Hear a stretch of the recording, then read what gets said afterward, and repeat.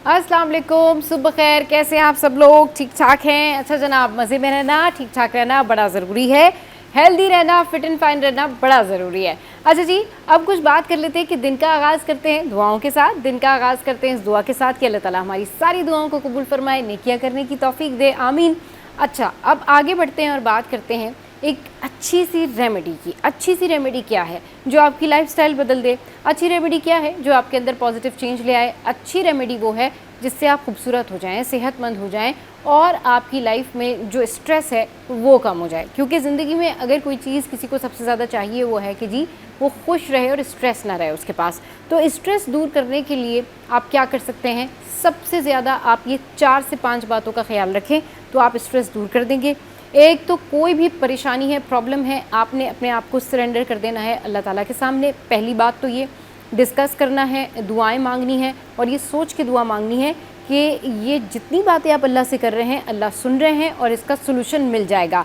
यहाँ से आप सेटिस्फाई हो जाएंगे, मुतमईन हो जाएंगे कि आपने अपनी सारी बातें एक ऐसी ज़ात के आगे रख दी हैं जो आपकी बातें किसी को नहीं पता चलेंगी, जो आपके प्रॉब्लम सॉल्व करेगा और आपका यकीन और एतमाद बढ़ेगा। सेकंड बात ये कि आपने फोकस करना है फिर उसके बाद अपने अचीवमेंट्स पर, अपने गोल्स पर।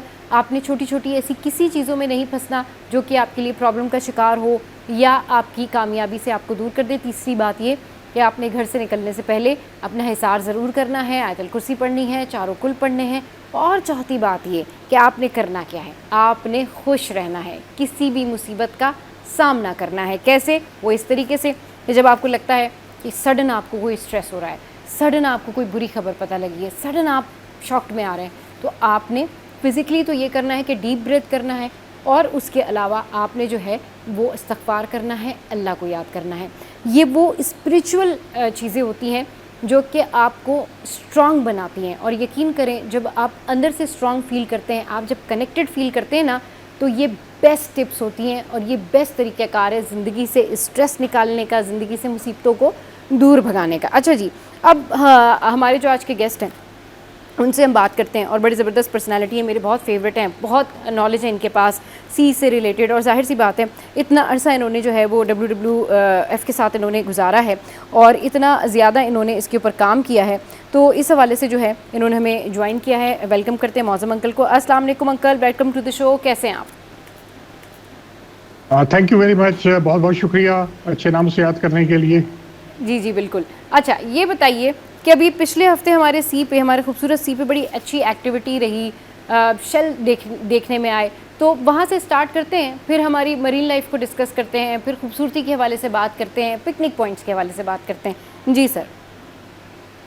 ऐसा है कि ये कुदरती फिनोमेना है क्योंकि जब लहरों की डायरेक्शन में तब्दीली आती है, हवा में थोड़ी सी तब्दीली आती है, जैसे ये बारिशों का मौसम शुरू हुआ तो इसमें हवा का डायरेक्शन थोड़ा सा चेंज होता है, तो ये बहुत सारे शेल्स ऐसे होते हैं जो कि रेत के अंदर दबे हुए होते हैं, इंटरटाइडल एरिया में भी जहाँ हम जाते हैं और उसके नीचे समुद्र के अंदर भी। तो इस तब्दीली की वजह से वो शेल बाहर निकल आते हैं और फिर वेव्स और टाइड्स के असरात पे वो किनारे पर आ जाते हैं और एक बड़ी एक्साइटमेंट होती है क्योंकि उसमें बहुत खूबसूरत शेल होते हैं। इस साल जो सबसे डोमिनेटिंग शेल था वो ब्लड क्लैम था। अच्छा। और वो खूबसूरत, बहुत ही खूबसूरत शेल होता है।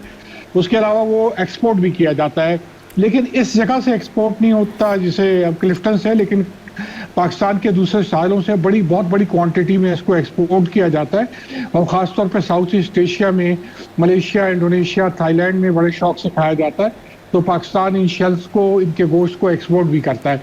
लेकिन खूबसूरत शेल है, तो जब किनारे पे आते हैं तो जब वो शेल थोड़े बहुत सड़ जाते हैं तो उसकी बदबू होती है, लेकिन शेल फिर खूबसूरत साफ हो जाते हैं और अक्सर बच्चे, अब तो उसको बच्चे बड़े बूढ़े सब लेके जा रहे घर में खूबसूरती के लिए, एक्वेरियम के लिए रखने के लिए। आपको वैसे ही पता है कि हमारे समुद्र में इतने अनगिनत और इतने खूबसूरत जानवर मिलते हैं, उनमें से ये शेल, इसको बल्कि बाद औक़ात कहा जाता है कि ये एंजल का फैदर है, यानी जो फरिश्ते होते हैं उसका पर है, कितने खूबसूरत उसमें निशानात बने होते हैं। तो बहुत बड़ी तादाद में शेल इस दफ़ा आए हैं और पाकिस्तान के साहिल पर तकरीबन कोई 600 किस्म के खूबसूरत शेल मिलते हैं और लाखों किस्म के दूसरे जानवर भी मिलते हैं जो बहुत ही खूबसूरत हैं।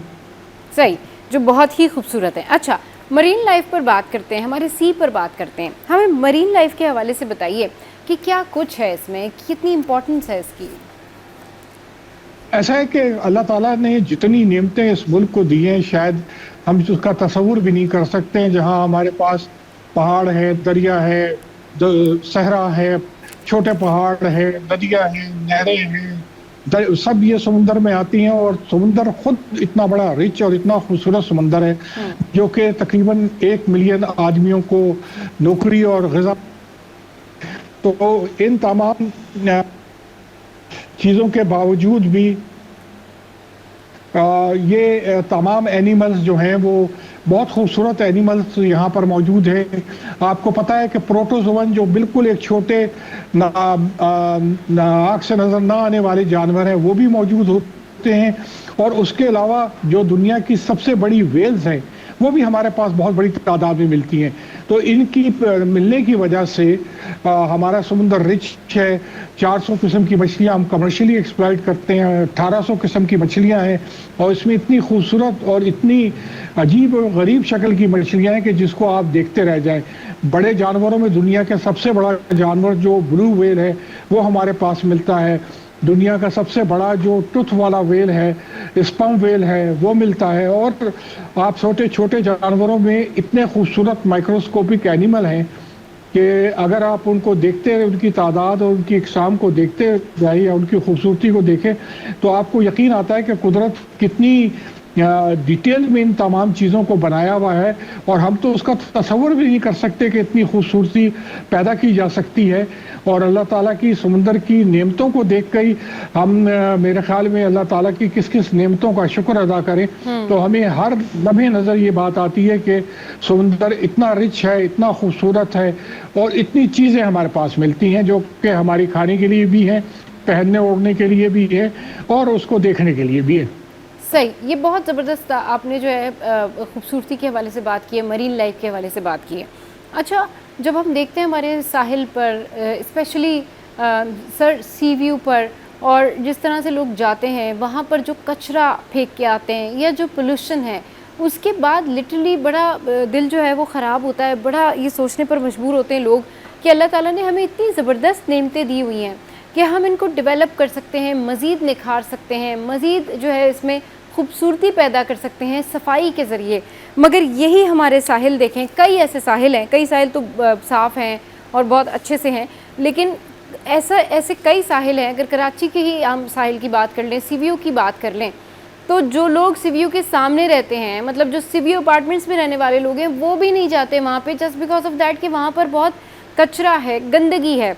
इसके लिए क्या करना चाहिए? कोई जामे पॉलिसी होनी चाहिए, खुद लोगों को इस हवाले से ज़िम्मेदारी निभानी चाहिए कि हर इंडिविजुअल अगर वो वहाँ पर एंजॉय करने जा रहा है तो ख्याल रखे कि वो वहाँ पर कचरा ना फैलाएं, पॉलीथीन बैग्स और प्लास्टिक की बॉटल्स, रैपर्स एंड ऑल। जी सर। जी, ऐसा है कि कुदरत ने जितना हमें नवाजा, हाँ। उसका ये बहुत बड़ा एक बर्थ पार्ट है कि हम उसके साथ वो ट्रीटमेंट नहीं करते जो कि कुदरत हमसे चाहती है। इन पोल्यूशन, जितना भी पोल्यूशन है वो इंसान खुद पैदा करता है, कोई दूसरी चीज उस पोल्यूशन को नहीं पैदा कर सकती। ये इंसान सॉरी ये कोई दूसरी चीज इसको पैदा नहीं कर सकती, इंसान खुद पैदा करता है। जितनी पोल्यूशन है, चाहे वो लिक्विड पोल्यूशन हो, चाहे वो सॉलिड पोल्यूशन हो, चाहे वो थैलियां हो, चाहे वो कागज हो, चाहे वो टोकरियां हो, चाहे वो प्लास्टिक हो, तो जब तक इंसान अपने आप को खुद नहीं सुधारेगा, और हमें हर एक को, मुझे आपको सबको काम करना पड़ेगा कि हम अपने अतवार को बदले। सिंगल यूज प्लास्टिक का तो इस्तेमाल मुकम्मल तौर पे ख़त्म किया जा सकता है, ख़त्म कर सकते। वैसे भी प्लास्टिक पे डिपेंडेंस को अपनी कम से कम करें। जो पानी भी इवन है, जब हम सीवरेज जनरेट करते हैं वो हमारा ही पानी क्रिएट किया हुआ है, तो हम अगर पानी के इस्तेमाल में भी रैशनल हो जाए, नल खुला रखकर मुंह धोने के लिए आधे घंटे या नहाने के दरमियान भी पानी को बेतहाशा बहाना। आप सोचे कराची की कुछ बहुत सारी बड़ी आबादी है जिसको पानी पीने को भी नहीं मिलता सही तरह से, तो अगर हम बचत करेंगे तो ना सिर्फ उन लोगों को पानी मिलेगा बल्कि समुंदर भी साफ हो जाएगा। हुकूमती इदारों की जिम्मेदारी है कि तमाम जितने सिविक्स इदारे होते हैं उनकी जिम्मेदारी है कि जितना भी लिक्विड पोल्यूशन, सॉलिड पोल्यूशन समुंदर में ज्यादा, उसको रोकें, उसको ट्रीट करें। लेकिन जैसे मगालो सिटी होते हैं, कराची जैसा जिसकी आबादी कंट्रोल में नहीं है, उसमें जो पोल्यूशन है वो बढ़ता ही चला जा रहा है। तो अगर इस शहर के जो तकरीबन 500 मिलियन गैलन से ज्यादा पानी सीवरेज जनरेट होता है, जी। वो हर दिन समुद्र में जाता है, तो उसको कम करना इसलिए भी मुश्किल है कि आबादी बढ़ती जा रही है। लेकिन इसकी ट्रीटमेंट का इंतजाम होना चाहिए, शहर में प्लानिंग होनी चाहिए कि आइंदा 50 साल के दरमियान जो इसकी आबादी बढ़ती जाए तो उसको पानी तमाम 100% पानी ट्रीट होकर समुद्र में जाएगा, तो समुद्र का माहौल भी बेहतर बनेगा। ट्रीटेड वाटर को आप अपनी एग्रीकल्चर के लिए यूज कर सकते हैं, अपनी इंडस्ट्री के लिए यूज कर सकते हैं। तो ये जरूरत है, सिविक इदारों की जिम्मेदारी है। सॉलिड वेस्ट का भी ऐसा है कि जो कूड़ा हम फेंकते हैं, जो बाहर बिल्कुल ऐसे जैसे किस तरह के हमें कोई एहसास के बगैर फेंक दिया कि वो कहाँ जाएगा, हवा और दूसरे पानी बारिश की वजह से वो अल्टीमेटली समुंदर या कुदरती माहौल का हिस्सा बनते हैं। तो हमें खुद अपने आप को दुरुस्त करना पड़ेगा, तभी ये सिविक इदारे भी सही तरह से काम कर सकेंगे और हम सब एक अच्छे माहौल में रह सकेंगे। सही, चले ब्रेक लेते हैं, ब्रेक के बाद वापस डिस्कशन जो है वो हम कंटिन्यू करेंगे। Stay with us.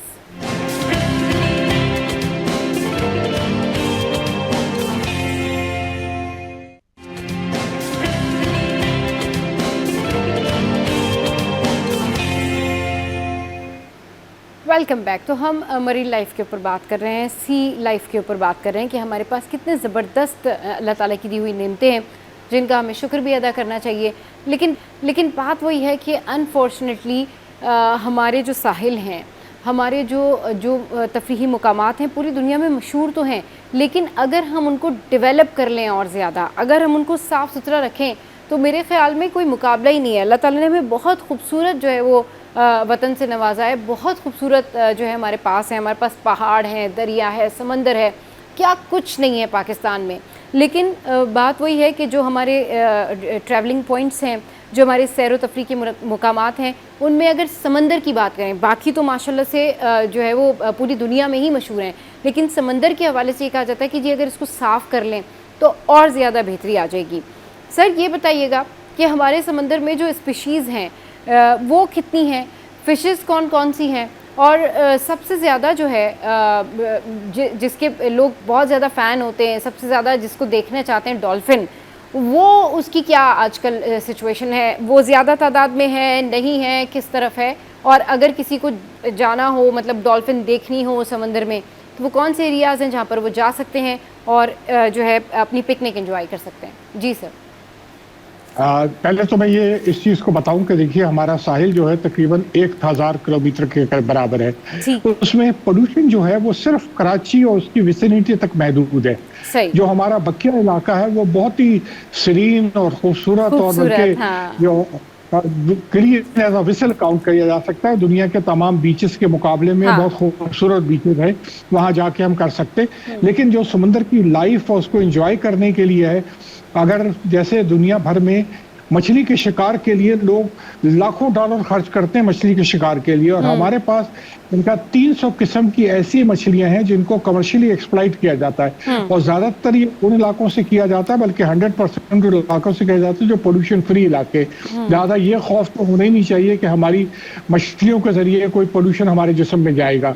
लेकिन इनके अलावा भी जो मछलियों की इकसाम है उनको अगर आप देखें तो 1800 किस्म की मछलियां, जिसमें खूबसूरत मछलियां जो हैं वो जिन्हें हम कह सकते हैं एक्वेरियम मछली, या जिन्हें हम लोग इंजॉय करते हैं, इन मछलियों को वो इतनी बड़ी तादाद में मिलती हैं कि उनका अंदाज़ा करना भी मुमकिन नहीं है। आप जैसे स्टोला आइलैंड है, चुरना आइलैंड है, या बहुत सारे और इलाके जहाँ पे खूबसूरत जानवर मिलते हैं। जहाँ तक कि ये वेल और डॉल्फिन का ताल्लुक है, बाज़ इलाके ऐसे हैं जैसे अगर आप मियानी हो और सोनमियानी के इलाके में जाएं तो आप 100% मछली को देख सकते हैं।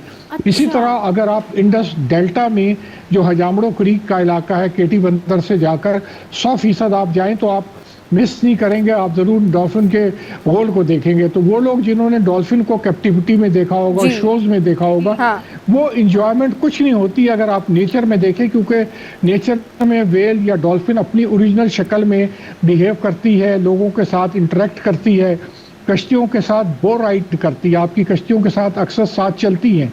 वो लगता है ऐसा कि आपकी कश्ती से मुकाबला कर रहे हैं, ये उनकी एक हैबिट का हिस्सा है। सही। तो अगर किसी को भी जाना है तो सोनमियानी या केटी बंदर, और ये कोई इतना मुश्किल नहीं, केटी बंदर आप रोड से जा सकते हैं, तकरीबन 2 घंटे का रास्ता, और वहाँ से कश्ती लेकर आप बड़ी आसानी से देखते हैं। सोनमियानी अगर जाते हैं 1.5 घंटे का रास्ता है, हाँ। महफूज इलाका है, और वहाँ से कश्ती लेके आप जितनी खूबसूरत चीज़ें, जितनी मैंग्रोव्स, जितनी बर्ड्स, और पिकनिक के लिए ऐसे सैंडी शोर, बल्कि वहाँ सैंड ड्यून्स भी है। तो जो सैंड ड्यून की सफारी होती है वो खुद एक दुनिया में, यानी आप दुबई में देख लीजिए, वहाँ समुंदर अपनी जगह है, लेकिन वहाँ पर जो डेजर्ट सफारी है, आप उस सफारी को भूल जाएंगे अगर आप सोनमियानी के सैंड ड्यून्स के अंदर अगर आप थोड़ा सा टाइम गुजार लें। तो ये समझिए ये ऐसी जगह है जो कुदरत की नेमतों से भरपूर है। और इसमें मैं ये भी आपको बता दूं कि हमने इको टूरिज्म WWF ने लोकल कम्युनिटी के साथ काम करते हुए सोनमियानी में तो बहुत खूबसूरत अंदाज से हमने लोकल इको टूरिज्म इस्टेब्लिश किया है, जिसमें मछलियों से लेकर, बर्ड से लेकर, दूसरे जानवरों से लेकर, और डॉल्फिन, वेल्स, लोगों को कम्युनिटी का खाना, लोगों के साथ रहना, ये सब चीज़ें शामिल है। और यही केटी बंदर में भी WWF ने स्टार्ट किया है।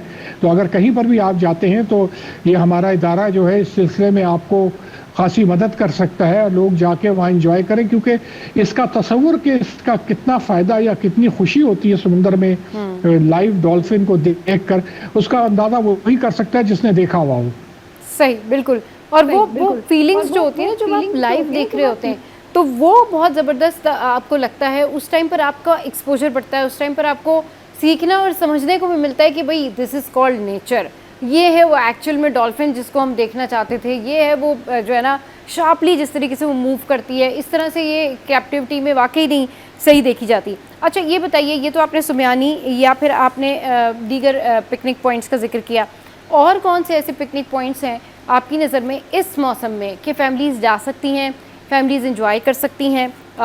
कराची के अंदर ही, कराची में ही करीब अगर कोई ऐसी जगह हो तो ज़रूर शेयर कीजिए। ये कराची का हिस्सा था, अब अलग हो चुके डिस्ट्रिक्ट, लेकिन आप यकीन करें कि इंडस डेल्टा से लेकर कलमत खोर तक ये कराची डिस्ट्रिक्ट का हिस्सा था। ये 1 यूनिट जब खत्म हुआ है तब उसके बाद इसको अलग किया गया, बलूचिस्तान का हिस्सा बना दिया गया। अच्छा। लेकिन कराची के गिर्द भी बहुत सारे इलाके ऐसे जहाँ मैंग्रोव में जान सकते हैं, जैसे मैंने केटी बंदर का जिक्र किया, लेकिन दूसरी क्रीक्स जो कराची के साथ है उनमें भी नहीं सर, एक्चुअली जो कराची हाइट्स है उनके पास टाइम थोड़ा शॉर्ट होता है। अब वो एक दिन का उनका वीकेंड होता है, तो वो ये सोच रहे होते हैं कि हम सी व्यू पर भी चले जाएं, बोटिंग भी अवेल कर लें एंड ऑल, और एटमॉस्फेयर भी अच्छा हो, सिक्योरिटी भी अच्छी हो। तो ये चीज़ें जो है वो ज़ाहिर सी बात है, आप इन चीज़ों के एक्सपर्ट हैं, आपको पता है कहाँ पर अच्छे पिकनिक प्लेसेस हैं, कहाँ का सी अच्छा है, किस तरीके से जा सकते हैं। तो कराची में सिर्फ कराची हाइट्स के लोगों के लिए ज़रूर बताइएगा कि वो पिकनिक पे कहाँ जा सकते हैं मैक्सिमम एक दिन के लिए। देखिए ये जितनी जगह मैंने ली है, चाहे सोनमियानी ली है और केटी बंदर ली है, ये एक दिन में बड़ी आसानी से किया जा सकता है। सुबह जरा सा जल्दी निकलना पड़ता है, हाँ। और आप शाम तक वापस आ जाते हैं इन तमाम चीज़ों से एंजॉय करके।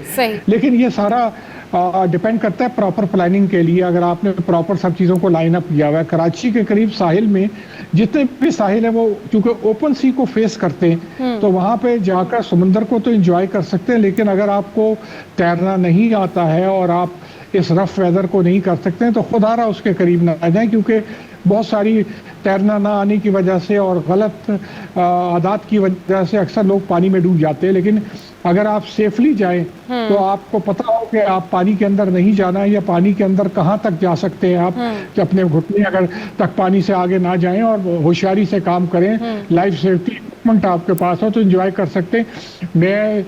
मेरी नवासिया भी समुद्र के किनारे जाकर इसी तरह एंजॉय करती है, गर्मियों में भी एंजॉय करती है, लेकिन उनके लिए एक शर्त लाजमी है। जब मेरी नवासियाँ जो छोटी छोटी अभी छोटी वाली भी 6-5 साल की है, तो उसके लिए लाजमी है कि जिस जगह वो जाएंगी उस इलाके से पहले सारा प्लास्टिक और कूड़ा हटाएंगी। अच्छा, तो उनमें ताकि अवेयरनेस भी हो। तो ये भी आप अपने बच्चों को सिखाएं कि आप जिस जगह पे जाते हैं, समुद्र के किनारे पिकनिक, चाहे क्लिफ्टन जाएं, चाहे सैंड प्रिंस जाएं, चाहे हॉक्स बे जाएं, चाहे गोठ मुबारक जाएं, जो साथ आप लोगों का पहला काम तो ये होना चाहिए कि जो जिस इलाके में आप जा रहे हैं उसको साफ कर दें। सही। तो ये फिर उसके बाद जो खुद आप इंजॉय करेंगे, आपको एहसास होगा कि ये कूड़ा कलेक्ट करना भी एक आपको सेटिस्फेक्शन देता है। सही। अच्छा, तो और कौन कौन से पिकनिक पॉइंट्स हैं सर? ये मैंने आपको बताया कि गोठ मुबारक है, उसके साथ सोनारा है, उसके साथ मंझार है और भिटकुटी है, ये सारे इलाके रॉकी हैं, लेकिन इसके बावजूद यहाँ जाया जा सकता है और बड़े सुकून से समुद्र को एंजॉय कर सकते हैं। समुद्र के अंदर किनारे जाकर कोई ज़रूरी नहीं है कि आप समुद्र में डूबने की कोशिश करें, आप वहाँ जाके उसको एंजॉय कर सकते हैं, शैल जमा कर सकते हैं, रेत में घरौंदे बना सकते हैं, जानवरों को, परिंदों को देख सकते हैं। मौसम बेहतर हो जाए तो फिर आप समुद्र के अंदर भी जा सकते हैं, मछली का शिकार कर सकते हैं किसी भी शोर पे जाकर। कोई ज़रूरी नहीं है कि कश्ती की ज़रूरत, आप किनारे पे खड़े होकर दुनिया के बहुत सारे बीचेस पर, जैसे हमारे पास बीचेस हैं, लोग शोर से फिशिंग करते हैं और एंजॉय करते हैं। आप इनमें से जिन इलाकों को मैंने नाम लिया वहां पे जाकर किनारे से अगर आप शिकार करें, आपको बड़ी कीमती और बहुत जायकेदार मछलियां मिल सकती हैं। और आपको पता है कि अगर आप खुद मछली पकड़ लें और खुद उसको पका के खाएं, तो उसका मजा तो फिर आप बयान भी नहीं किया जा सकता। सही, और वो बड़ा ज़बरदस्त लगता है। वो इस तरह की जो आप पिकनिक अरेंज कर रहे होते हैं लोग और पिकनिक पे जा रहे हैं, तो बहुत अच्छा लगता है। अच्छा सर, कितनी स्पीशीज़ हैं हमारे पास, ये बताएं। मैंने बताया कि जैसे 1800 किस्म की मछलियां हैं, जिसमें 300 कमर्शियल हैं। और इसकी सारी डॉक्यूमेंटेशन हमने की हुई है। WWF पाकिस्तान ने इसमें बहुत काम किया हुआ है और इदारों ने बहुत काम किया है। अप्रिशिएट करना चाहिए। लोगों के लिए आज चार्ट्स बने हुए हैं, उनको देख सकते हैं, उनमें से किसी को कौन सी मछली कहाँ मिलेगी जो भी मौजूद है, कौन से रीजन में मिलेगी। और सबसे खूबसूरत बात है कि जो लोकल वहाँ पे अवेलेबल होते हैं, जो लोकल ट्रेडिशनल नॉलेज है, उन माहीगीरों को जितनी मालूमात है शायद हम उसको कभी भी खुद जनरेट नहीं कर सकते, क्योंकि उनके पास सारी मालूमात है। कौन सी मछली कब मिलती है, कितनी मिलती है, कैसे पकड़ी जाती है, क्या बेट की रिक्वायरमेंट है, कौन सा हुक इस्तेमाल होगा, कहाँ से पकड़ सकते। आप उनसे इंटरेक्ट करें, उनसे नॉलेज गेन करें। आप उनको वो आपको ये बता सकते हैं कि लहरें कब ज़्यादा होंगी, लहरें कब कम होंगी, समुद्र कब तूफानी होगा, कब बारिश होगी। ये सारी मालूमात ट्रेडिशनल नॉलेज के तहत फिशरमैन या लोकल कम्युनिटीज़ के पास मौजूद होती है। तो उसको हासिल करना, ये अगर समुद्र के किनारे जाने वाले हैं तो आप उनकी ख़वातीन से इंटरेक्ट करें। आप यकीन करेंगे कि अगर आप उनकी ख़वातीन से जाके इंटरेक्ट करें, जो कि हम अक्सर लोगों में जाके करते हैं, तो आप इतने मालूमात का ख़जाना उनके पास है कि आप तस्वुर नहीं कर सकते।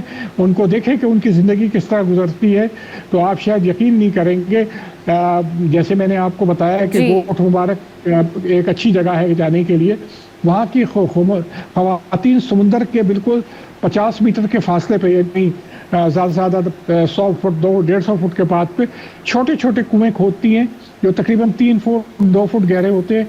उसमें से मीठा पानी निकाल के पीने के लिए इस्तेमाल होता है। ये एक देखने वाली चीज़ है। ऐसा है कि आदमी जाके स्टन रह जाता है कि समुंदर 35% सैलिनिटी के साथ और यहाँ 0% सैलिनिटी के साथ पानी निकाल रही है ख़वातीन, और कुओं में से 2 बाल्टी निकलने के बाद दूसरा कुआं खोदती है। तो ये देखने की चीज़ें, जाके देखें, एंजॉय करें। सही, बिल्कुल। Thank you very much sir for your precious time. और ये जो मौसम है, इसमें कराची वालों को एंजॉय करना चाहिए, जाना चाहिए, लेकिन एहतियात के साथ। जहाँ पर आपको अलाउ नहीं है कि आप उस लेवल तक जाएं, सी पे ज़्यादा दूर जाएं, या जहाँ अलाउड नहीं है वहाँ ना जाएं। लेकिन जो जगह आपको लगता है ठीक है, अलाउ है और लोगों के लिए ठीक है, फिजिबल है, वहाँ ज़रूर जाएँ, एंजॉय करें। क्योंकि ये मौसम ना कराची में कभी कभी होता है, और जैसे बहुत सारे लोग कहते हैं कि अभी सितंबर आने दें, फिर गर्मी वापस आ जाएगी।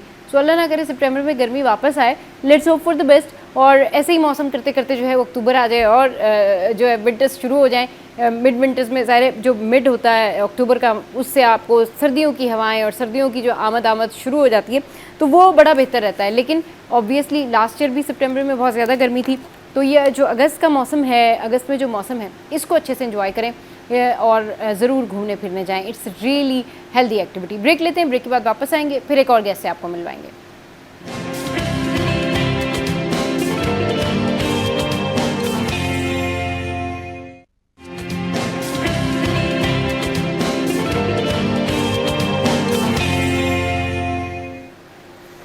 Welcome back. तो अब बात करते हैं हम कम्युनिकेशन के हवाले से। ज़िंदगी में अगर आपका किसी से भी कम्युनिकेशन नहीं हो तो बहुत सारे प्रॉब्लम्स होते हैं, और इन बहुत सारे प्रॉब्लम्स की वजूहत ये होती है कि lack of communication and lack of understanding. जब भी आपका कम्युनिकेशन कम हो अपने पेरेंट्स के साथ, अपने टीचर्स के साथ, बच्चे जो हैं वालिदैन से दूर दूर रहने लगें, खिंचे खिंचे नज़र आने लगें, या फिर टीचर जो है उस तरीके से कम्युनिकेट नहीं करें बच्चों को भी और उनके पेरेंट्स को भी कि what they are thinking, what they are doing, कैसी उनकी स्कूल में जो है स्टडी परफॉर्मेंस है, एंड बच्चे घर पर क्या खेल रहे हैं, किस तरीके से होमवर्क कर रहे हैं, नहीं कर रहे हैं। ये सारी चीज़ें एक कम्युनिकेशन के ऊपर डिपेंड करती हैं, जो कि पेरेंट्स और टीचर का भी होता है, टीचर और जो चिल्ड्रन हैं, जो बच्चे हैं, उनका भी बॉन्ड होता है। इसके अलावा ये तीनों आपस में एक ट्रायंगल भी है और एक मजबूत बॉन्ड बनाते हैं, तब जाके एक बच्चा जो है उसको लर्निंग प्रोसेस में मदद मिलती है, उसको ज़िंदगी को समझने में मदद मिलती है, उसको समझ आता है कि मैंने अपनी रूटीन को कैसे फॉलो करना है, क्योंकि पेरेंट्स और टीचर का एक पेज पर होना बड़ा ज़रूरी है टुवर्ड्स किड्स। इस पर बात करने के लिए जो है हमें फ़रीन ने ज्वाइन किया है, एजुकेशनिस्ट हैं, उनको शो में वेलकम करते हैं। अस्सलाम वालेकुम फ़रीन, वेलकम टू द शो। कैसी हैं आप? वालेकुम अस्सलाम, thank you for inviting. I am good, आप कैसी हैं? मैं बिल्कुल ठीक ठाक। फ़रीन, ये बताइए कि कम्युनिकेशन कितना ज़रूरी है बच्चों की लर्निंग में? स्कूल गोइंग जो किड्स हैं उनके लिए कितना ज़रूरी है कि पेरेंट्स जो है वो टीचर से कम्युनिकेशन करें और टीचर बताएं उनको कि वो क्या एक्टिविटी करते हैं, एंड पेरेंट्स ऑल्सो ये गाइड करें उनको कि जी बच्चे घर में ये एक्टिविटी कर रहे हैं और स्कूल जाने से खुश हैं, क्योंकि सबसे पहली चीज़ जो सबसे आम चीज़ है वो मैटर करती है खुशी। अगर आप किसी भी चीज़ में खुश हैं, पढ़ने में खुश हैं, मेहनत करने में खुश हैं, स्टडी करने में खुश हैं, तो मेरे ख्याल में आप जो भी काम कर रहे हैं पैशन के साथ कर रहे हैं। तो कितना ज़रूरी है कम्युनिकेशन? बिल्कुल बहुत ज़रूरी है कम्युनिकेशन। और जब ये टॉपिक मुझे नज़र आया तो सबा वैसे अगर मैं इस नॉर्मल बात करूँ जो हम सब किताबों में पढ़ते हैं या हम बहुत अच्छे-अच्छे डायलॉग्स में भी सुन रहे होते हैं, तो वो तो बात कोई मालूम होती है। लेकिन क्योंकि बात हो रही है रियलिटी की और बात करना चाह रहे हैं ऐसे कि ताकि दूसरों तक भी कन्वे हो, तो इसमें ना 2 से 3 जो है ना इस तरह के पहलू हैं जिस पे हम बात करेंगे तो वो यकीनन जो है ना किसी न किसी के लिए फ़ायदेमंद होगी। वन थिंग इज़ दैट कि सबसे पहले बच्चों का जो है वो पेरेंट्स से बॉन्ड होना बहुत शदीद ज़रूरी है। लेकिन क्योंकि देखते हैं कि इतना बिजी शेड्यूल है, आजकल के जो हालात हैं, वक़्त है, जिस तरह पाकिस्तान में भी बहुत सारी चीज़ें हैं कि हम कभी गैस के टाइमिंग में लगे होते हैं, कभी लाइट की चीज़ों में लगे होते हैं, कभी अपनी दूसरी ज़िंदगी के मामलात होते हैं, उनको निपटा रहे होते हैं। बच्चों से पेरेंट्स की जो है ना कम्युनिकेशन नहीं होती है, बात करना चाहते हैं, नहीं बात कर पाते, कभी मोबाइल पकड़ा दिया जाता है, कभी बोल दिया जाता है कि थोड़ी देर बात करेंगे। मतलब वो क्या बताना चाह रहे हैं, क्या चीज़ बोलना चाह रहे हैं, हम ये चीज़ें नहीं देख रहे होते, तो इसमें एक गैप आ जाता है पेरेंट्स और स्टूडेंट का, मतलब बच्चों का। ठीक है। सेकंड चीज है कि बच्चे जो है ना फिर एक नई राह ढूंढने की कोशिश करते हैं, एक नई उनको डेस्टिनेशन नजर आती है कि भाई मैं स्कूल जाऊंगा और स्कूल जाके जो है ना टीचर, पेरेंट्स, मतलब टीचर से, स्टूडेंट से, क्लास फेलो से हम बात करेंगे, हंसेंगे, बोलेंगे। लेकिन पता है क्या सबब वहाँ कुछ सिनेरियो ऐसा है कि मैं आपसे क्योंकि कह रही हूँ क्योंकि मैं बात कर रही हूँ रियलिटी बेस पे, क्योंकि रियलिटी बेस पे बात ये है कि जब हम बात करना शुरू करते हैं ना, मतलब टीचर और स्टूडेंट आपस में जब बात करना शुरू करते हैं तो देखें ऐसा होता है बच्चा बहुत ज़्यादा इनोसेंट नहीं होता। बच्चे तो शरारत बचपन में ही करते हैं, हम जब बड़े हो जाते हैं तो सेंसिबल हो जाते हैं तो हम शरारतें क्यों करेंगे? लेकिन उसमें हमारे पास क्या होता है कि टीचर्स ना एक इमेज क्रिएट कर लेती हैं। आई एम सॉरी टू से, मैं ये सारी टीचर्स को नहीं कह रही, लेकिन मोस्ट ऑफ टीचर्स आजकल ऐसी मौजूद हैं जो बच्चों इमेज क्रिएट कर लेती हैं कि अगर ये बच्चा बदतमीज है, ये बच्चा क्लास में ज्यादा बोलता है या ड्यूरिंग द लेक्चर मुझे इंटरप्ट करता है, दूसरे बच्चों को डिस्टर्ब करता है, तो ये बच्चा मेरे लिए हाईलाइटिंग पॉइंट है और मैं इसको अब नहीं सुनूं। हो सकता है वो बच्चा उस वक्त किसी और स्टेट ऑफ माइंड में हो, वो बच्चा बात कर रहा हो लेकिन टीचर उसको नहीं सुनती, फिर एक कम्युनिकेशन का एक इतना बड़ा गैप और खला आ जाता है हमारे बीच में कि हम स्टूडेंट और टीचर के बीच में जो ना वो बात हो ही नहीं पाती।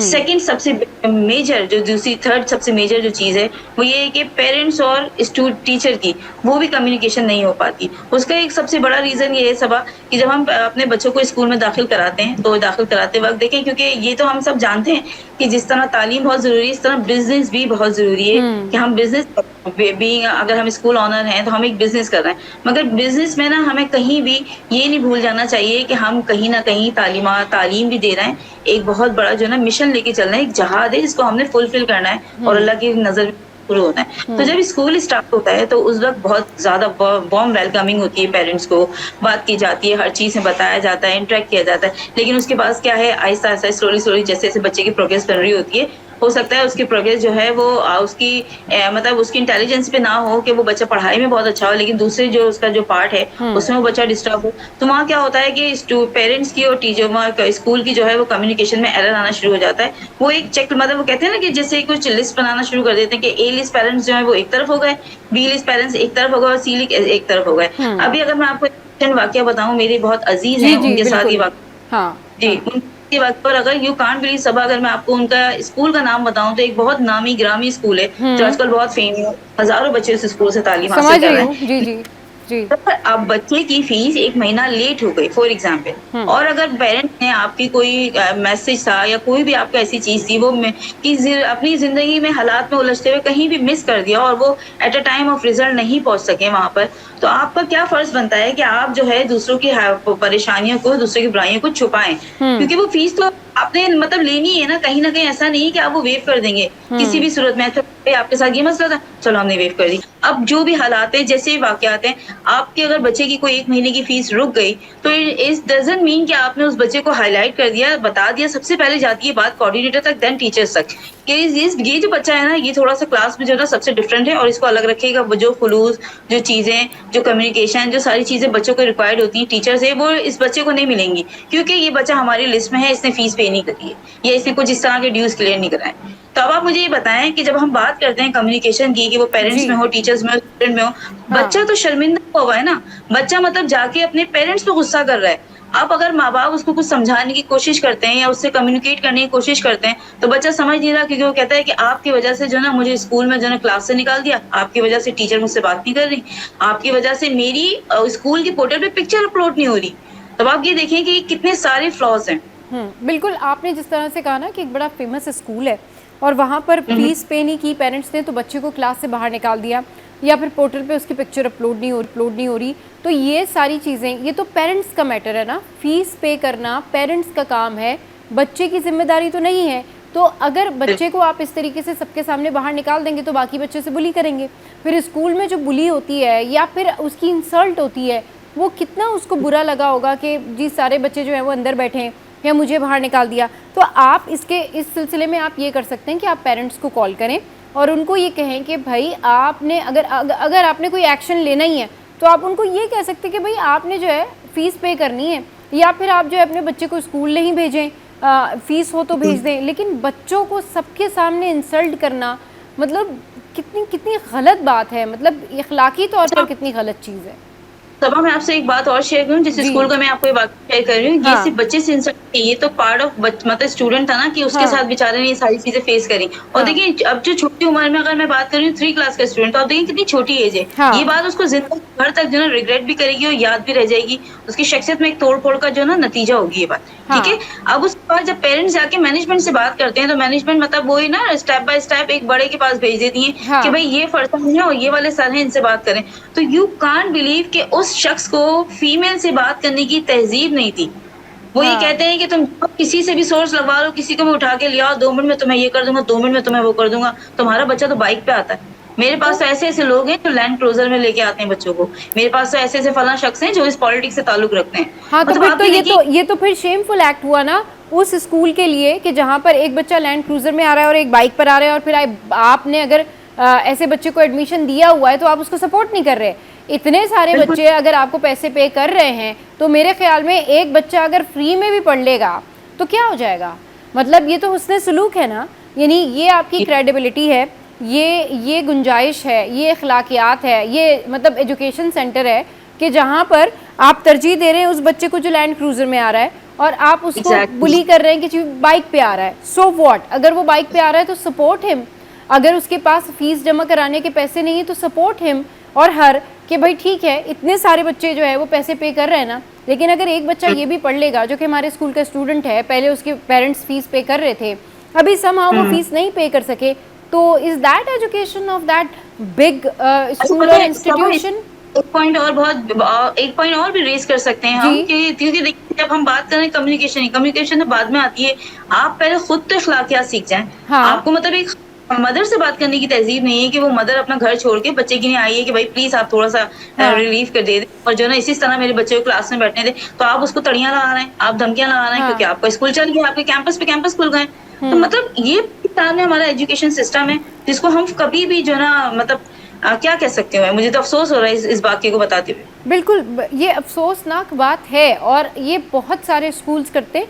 और मेरे ख्याल में पेरेंट्स को अगर अव्वल तो पेरेंट्स कोशिश करें कि बच्चों को उन स्कूल में एडमिशन दिलाएं जो वो अफोर्ड कर सकते हैं, और अगर कभी उनको फाइनेंशियल क्राइसिस आते भी हैं तो स्कूल वालों को सपोर्ट कर लेना चाहिए। वो तो फीस पे करेंगे इन दी एंड, लेकिन अगर वो थोड़ा रिलीफ मांग रहे हैं, थोड़ा रिलैक्स मांग रहे हैं, तो उनको थोड़ा सा रिलीफ दें, क्योंकि जो बच्चा है वो आपके स्कूल का बच्चा है, उसके पास सारी ज़िंदगी के लिए आपके स्कूल की मेमोरीज़ हैं, वो आपके स्कूल को अपनी आइडेंटिफिकेशन बताएगा और वो सारी ज़िंदगी ये याद रखेगा कि मेरे टीचर्स ने या मेरे प्रिंसिपल्स ने मेरे साथ ये किया जिसमें मेरा नहीं था, ये तो मेरे पेरेंट्स का प्रॉब्लम था, उन्होंने मुझे यहाँ एडमिशन कराया, अब वो मेरी फ़ीस पे नहीं कर पा रहे हैं।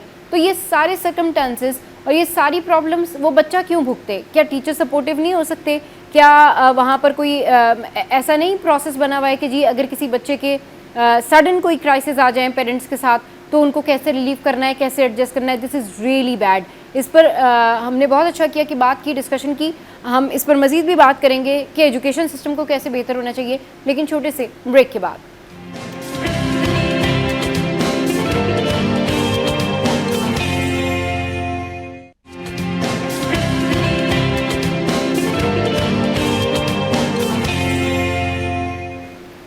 Welcome back. तो हम बात कर रहे हैं टीचर, स्टूडेंट और पेरेंट्स के रिलेशनशिप के हवाले से। अच्छा जी, अब जब हम पेरेंट्स के रिलेशनशिप के हवाले से बात कर रहे हैं तो सबसे पहले तो जो फ़ीस का इशू हाईलाइट किया फ़रीन ने। फ़रीन, ये बताइए कि मज़ीद आप क्या ऐसे इश्यूज़ देख रही होती हैं पढ़ाई में भी, जो बच्चे नहीं पढ़ रहे होते हैं, पेरेंट्स का कितना इन्वॉल्व होना ज़रूरी है, टीचर्स का कितना बताना ज़रूरी है?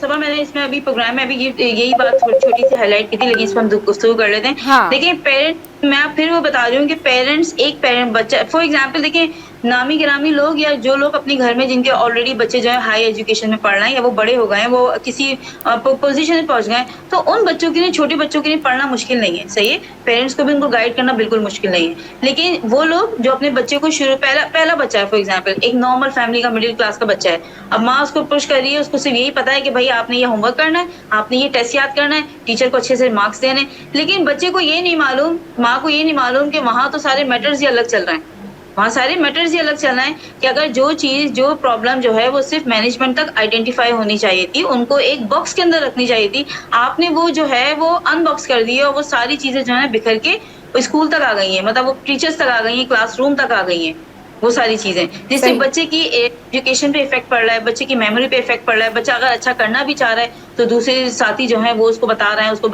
सारी चीजें पॉइंट आउट कर रहे हैं कि भाई फलां ऐसा है, तुम्हारे वालिद ऐसे हैं, हमारी टीचर ने तो ये बताया है, मेरे वालिद ऐसे हैं, तुम तो वक्त पे फीस नहीं देते हो, तुम्हारी मदर तो ऐसे आती हैं। तो ये सारी जो चीजें होती है ना, वो पेरेंट्स और बच्चों में जो ना मतलब होनी चाहिए कि वो स्कूल जो है इस पे नोटिस ले।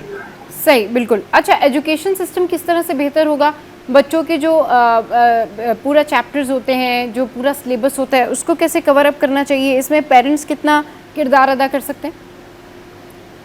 अच्छा देखिए, पहले जो है ना सब एक स्टडी होती थी हमारे पास कि जो हम सिर्फ और सिर्फ थ्योरी बेस पढ़ते थे, अब तो हैंड एक्सपीरियंस है। तो जो बच्चे क्लास में पढ़ रहे होते हैं, जो हमारी बुक्स है, नहीं है, बुक्स बहुत अच्छी है हमारी, साइंस को ले लें, बहुत एक हैंड्स ऑन प्रैक्टिस पे बुक है हमारी, जिसपे अगर बच्चे स्कूल में जो पार्टिसिपेट कर रहे हैं ना, तो वो पेरेंट्स को जो है ना घर पे भी उनसे, मतलब मैं कहती हूँ कि पेरेंट्स को ना 10 मिनट की कम्युनिकेशन ही सही, लेकिन स्टूडेंट के साथ जो ना करनी जरूरी है, अपने बच्चों के साथ, कि वो क्या कर रहे हैं, क्या नहीं कर रहे, टीचर ने क्या बताया और क्या नहीं बताया। यू कांट बिलीव, मैं आपको एक छोटी सी बात शेयर करूं कि मैंने जब मैं अपनी टीचिंग स्टार्ट करी तो I was in matric class, right, तो मैं खुद मैट्रिक स्टूडेंट थी और मैंने अपनी जो है टीचिंग स्टार्ट करी। उसमें एक पॉइंट था कि गवादर के ऊपर, क्योंकि गवादर उस वक्त नया नया ये हमारा सारा चैप्टर और रिपोर्ट स्टार्ट हुआ था। तो अब चीजें मैंने अपने चैप्टर में नहीं पढ़ी थी, क्योंकि जब मैं मैट्रिक कर रही थी या जब मैंने 1 से लेकर मैट्रिक तक पढ़ा तो मुझे गवादर बिल्कुल नहीं मालूम था, लेकिन मेरे वालिद साहब ने जो है मुझे इसके बारे में ना सिर्फ समझाया, मुझे इसकी मीनिंग बताया कि इसको हवा का दर क्यों कहते हैं, 2 पहाड़ के बीच में है, उसकी पूरी ड्राइंग समझाई, बताई। तो जब मैंने जाके स्कूल में स्टूडेंट्स को, क्योंकि मेरी ड्राइंग बहुत अच्छी थी, बोर्ड पे जब मैं बच्चों को समझा रही थी, बता रही थी, तो यू कांट बिलीव, ये मेमोरी आज तक मेरे साथ है कि वहाँ के जो ऑनर थे, जो वहाँ पर टीचर थे सर सलाउद्दीन, वो मुझसे आके बाद में पूछते स्टाफ रूम में कि मिस फरीन, ये तो कहीं भी नहीं लिखा हुआ था, ये तो किसी बुक में भी था, ये इतना हाई पॉइंट आपने बच्चों को समझा कैसे दिया? तो अब कहने का मकसद सिर्फ ये है कि मेरे वालिद साहब मुझे घर में समझा रहे थे, मुझसे पूछ रहे थे कि मैं सुबह क्या बताऊंगी बच्चों को, मेरी टीचिंग कैसी जा रही है, मेरी एजुकेशन कैसी जा रही है। तो इसी वजह से मुझ में कॉन्फिडेंट है, इसी वजह से हम जो है वो हर चीज को जो है वो फेस करना जानते हैं, इसी वजह से हमारे अंदर एक स्पिरिट है कि हम जो नहीं भी कर सकते ना, उसको हम सोचते हैं कि नहीं, वी कैन डू, क्योंकि हमारे पेरेंट्स हमें कहते थे, वो कहते हैं ना, एक शफकत का हाथ जो होता है ना माँ बाप का बहुत जरूरी होता है, जब तक वो कंधे नहीं होती है, हाथ नहीं होता ना, जब तक बच्चा स्कूल में भी जाके कोई प्रोग्रेस शो नहीं कर सकता। सही, बिल्कुल। बात यही है कि घर से सपोर्ट बड़ी ज़रूरी है। घर की सपोर्ट अगर होती है तो आप स्कूल में, आप लाइफ में, ज़िंदगी में हर जगह कामयाब होते हैं। तो सबसे पहले be intact with your parents, और पेरेंट्स के लिए है कि they should intact with their kids also and teachers also. अब क्या होता है कि कुछ टीचर्स भी ऐसे होते हैं कि वो बहुत सख्त रवैया रखते हैं, या फिर कुछ टीचर्स ऐसे होते हैं जो बिल्कुल ही जो है ना वो ध्यान नहीं देते और पेरेंट्स पे छोड़ देते हैं कि ठीक है होमवर्क दे दिया है, ये पेरेंट्स करा देंगे। हमारे यहाँ जो सबसे बड़ा एक प्रॉब्लम है, वो प्रॉब्लम ये है फ़रीन कि लोगों के पास डिग्रीज़ तो हैं, लोग ये बड़े मज़े से कह देते हैं कि हम जो है वो मास्टर्स हैं, हम जो है वो हमने हायर डिग्री हासिल की है, लेकिन शायद वो बस रट्टाफिकेशन ही होता है। क्योंकि अगर वो अपने कोर्सेज को समझ के पढ़ के आगे आएँ तो मेरे ख़्याल में उनकी पर्सनैलिटी में वो पढ़ाई नज़र आती है। तो अगर आपने अच्छे तरीके से 8 क्लास भी पढ़ी हुई है, आपने अच्छे तरीके से मतलब मैट्रिक भी किया हुआ है, समझ के अपने कोर्सेज को पढ़ के, आपके बुक्स में क्या है आपको पता है, मतलब कोई अगर चैप्टर खोला जाए और आपसे पूछा जाए तो आप उस चैप्टर के बारे में बता सकें, उसका कॉन्सेप्ट बता सकें, that is your actual learning that will run you through out the life. क्योंकि हम अपनी लाइफ में अगर एक चैप्टर स्टार्ट करते हैं या कोई एक चैप्टर पढ़ते हैं जिसमें यूनिटी के हवाले से बात की गई है, तो अगर हमने ग्रेजुअली स्लोली अर्ली स्टेजेस पर यूनिटी को समझा हुआ है तो वही यूनिटी हमें यूनिवर्सिटी तक वो पढ़ने को मिलती है, वही लॉज हमें यूनिवर्सिटी तक पढ़ने को मिलते हैं, हमें बेसिक पता होती है। लेकिन जब आप रट्टा मार लेते हैं तो रट्टा मारने के बाद तो फिर रिस्पेक्ट, यूनिटी और ये सारी चीज़ें आपके लिए बस रट्टाफिकेशन ही होती हैं, आपकी पर्सनैलिटी में भी अप्लाई नहीं होती और आप इसका इस्तेमाल भी कहीं नहीं कर सकते क्योंकि आपने इसको अच्छे तरीके से पढ़ा और समझा ही नहीं है। जी। और इसकी बहुत बड़ी सब आपने ही अभी एक पॉइंट रेज किया है कि अब टीचर जो है वो होमवर्क उठा के मतलब किताबें चेंज हो गई हैं। हमारे कोर्स जो होते थे पहले वो बहुत ज्यादा सिमटे हुए होते थे, बहुत एक बुक होती थी, ज्यादा से ज्यादा घर एक कॉपी होती थी। अब एक चैप्टर मतलब एक सब्जेक्ट की जो है 4 बुक्स हैं। अब वो टीचर क्या है वो स्कूल में जितना हमने करिकुलम डिसाइड कर लिया वो हो गया, उसके बाद रेस्ट ऑफ जो है वो पहुंचा दिया जाता है घर तक कि वो उसको होमवर्क कराएं। अब नॉट पेरेंट्स आर अवेलेबल कि वो स्टूडेंट को जो है अपने बच्चे को जो है वो होमवर्क करवाएं, तो इसके लिए फिर बच्चे जो हैं वो ट्यूशन सेंटर्स में जाते हैं, घर में ट्यूशन होते हैं, तो बच्चों को भी जो ना एक बोझ लग गया है कि ये चीज बोझ है और मुझे अपने सर से उठानी है कि मुझे स्कूल फेंक दिया, स्कूल से उठा के अम्मा ने उठा के मुझे ट्यूशन में फेंक दिया, तो बस आज का मैंने काम कंप्लीट कर लिया, मुझे नहीं मालूम कॉन्सेप्ट क्या है, मुझे नहीं रटना कि ये क्या चीज है, तो बस चल रही है, मैं पास हो जाऊंगा, मैं प्रमोट हो जाऊंगा, मैं आगे चला जाऊंगा। हाँ, मसला सारा यही है ना, या तो ग्रेड्स की दौड़ में लगे हुए हैं या फिर वो बस रट्टाफिकेशन है कि बस ठीक है किसी तरीके से इस क्लास को पास कर लें। दोनों ही सिलसिलों में आपको कोई हेल्प नहीं मिलनी। उसकी रीज़न ये है कि अगर आप रट्टा मार के आगे बढ़ते हैं तो आप प्रोफेशनल एग्जाम्स में फंस जाएंगे। अगर आप समहाउ ग्रेड्स अच्छे ले भी आते हैं तो उसका भी कोई फ़ायदा नहीं है, क्योंकि जो प्रोफेशनल एप्टीट्यूड टेस्ट होते हैं, जो बड़ी यूनिवर्सिटीज़ के टेस्ट होते हैं, वो डेफिनेटली डिफरेंट तरीके के होते हैं और यही वजह है कि उसमें A1 ग्रेड लेने वाले बच्चे भी बड़े बड़े प्रोफेशनल टेस्ट में पास नहीं होते क्योंकि उनकी नॉलेज नहीं होती। ये प्रॉब्लम होती है। तो कैसे अपने आप को पॉलिश किया जाए, कैसे स्टडी की तरफ लाया जाए, कैसे उस कॉन्सेप्ट की तरफ लाया जाए जो A या O लेवल का कॉन्सेप्ट है, क्योंकि अगर एक टीचर एक चैप्टर पढ़ा रही है उसको समझा के पढ़ा दे, वो रिजेंबल कर जाएगा, उस लेवल को मीट करेगा, उसका वो कॉन्सेप्ट बनाए, आइडिया बनाए, स्टोरी बनाए। जी। अच्छा, इसी वजह से जो ना हमारे बच्चों को जो ना मैट्रिक या इंटर तक भी अपनी डेस्टिनेशन नहीं मालूम होती, उनको आगे की फील्ड मालूम होती, क्योंकि उन्होंने वो सारी चीजें इतनी क्लियरली पढ़ी नहीं है, इतनी क्लियरली उनको हैंड्स ऑन प्रैक्टिस ही नहीं है कि उन्हें पता हो कि यार अब मैंने ये मैट्रिक कंप्लीट कर लिया है तो अब मैं इस तरफ जाऊंगा, सारी चीजें उनको नहीं मालूम होती, नहीं मालूम होती। बिल्कुल ठीक कह रही हैं। तो पेरेंट्स और टीचर मिलके बच्चे को किस तरीके से ग्रूम अप कर सकते हैं, किस तरह से उसकी एजुकेशन में मदद कर सकते हैं, जरा ये बताइए। देखिए, ग्रूम अप करने के लिए बच्चों को सबसे पहले तो माँ बाप की शफकत बहुत जरूरी है। हाँ। कि आप 2 मिनट ही दें लेकिन अपने बच्चे को सुने जरूर, क्योंकि देखिए जब आप उनको अपने सुनने के लिए अपना कान नहीं देंगे ना तो फिर वो दुनिया में दूसरे कान ढूंढेंगे। सही है। अब वो बच्चा हमारा गलत डायरेक्शन पे भी जा सकता है। बच्चे को निखारने के लिए एक ममता बहुत जरूरी है। वो ममता पहले माँ बाप से मिलेगी तो बच्चा जाके दूसरी तरफ जाएगा तो उसके अंदर वही चीज डेवलप हो जाएगी। वो कहते हैं ना, बच्चे गीली मिट्टी की मानद होते हैं कि हम उनको जिस सांचे में डालें वो उसी तरह ढल जाते हैं। सही, बिल्कुल। और कॉम्बिनेशन किस तरह बनाएं किस तरह से पेरेंट्स जो है वो टीचर से कांटेक्ट करें, व्हाट्सएप ग्रुप बनाएं, बच्चे की एक्टिविटी पर बात करें, पूछें कि इसने होमवर्क पूरा किया था या नहीं किया था, टीचर बताएं कि होमवर्क में ये प्रॉब्लम था और पेरेंट्स बताएं कि बच्चे खुश हैं, पढ़ाई से खुश हैं। ये खुशी बहुत मैटर करती है फरीन। अच्छा, लेकिन मैटर तो करती है, लेकिन फिर हाँ। वो हमारा पहला वाला पॉइंट आ जाएगा, मेरे ख्याल में ग्रुप्स भी बने हुए हैं और हाँ। इस तरह पेरेंट्स के लिए कम्युनिकेशन भी करते हैं। लेकिन ये जो बीच का एक एरर है ना कि आप मतलब आप फेवरेटिज्म लगाया हुआ है आपने ना, कि आप फेवरेटिज्म पे बात करते हैं कि ये बच्चा मेरा फेवरेट है तो मुझे इसकी प्रोग्रेस जो है पेरेंट्स को फौरन पहुंचानी, स्कूल बंद भी ना हो, मैंने पेरेंट्स को सिंपल मतलब प्राइवेट में मैसेज कर दिया कि आपके बच्चे की ये प्रोग्रेस है और ये बहुत अच्छा पढ़ रहा है, लेकिन हो सकता है उसके दूसरे मामला डिफरेंट है, तो उसकी तो एक पिक्चर भी अपलोड नहीं की जा रही पोर्टल पे, फेसबुक पे। वो बच्चा कहता है आज मैंने बहुत अच्छा परफॉर्म किया, मैंने आज स्टार ऑफ द मंथ बन गया, मुझे आज ये अवार्ड मिल गया, मैंने आज ये ग्रेड किया, लेकिन पेरेंट्स को मालूम ही नहीं है। क्यों नहीं मालूम? क्योंकि पेरेंट्स एबल नहीं है कि पेरेंट्स को ये सारी चीजें बताई जाएं। सही, बिल्कुल।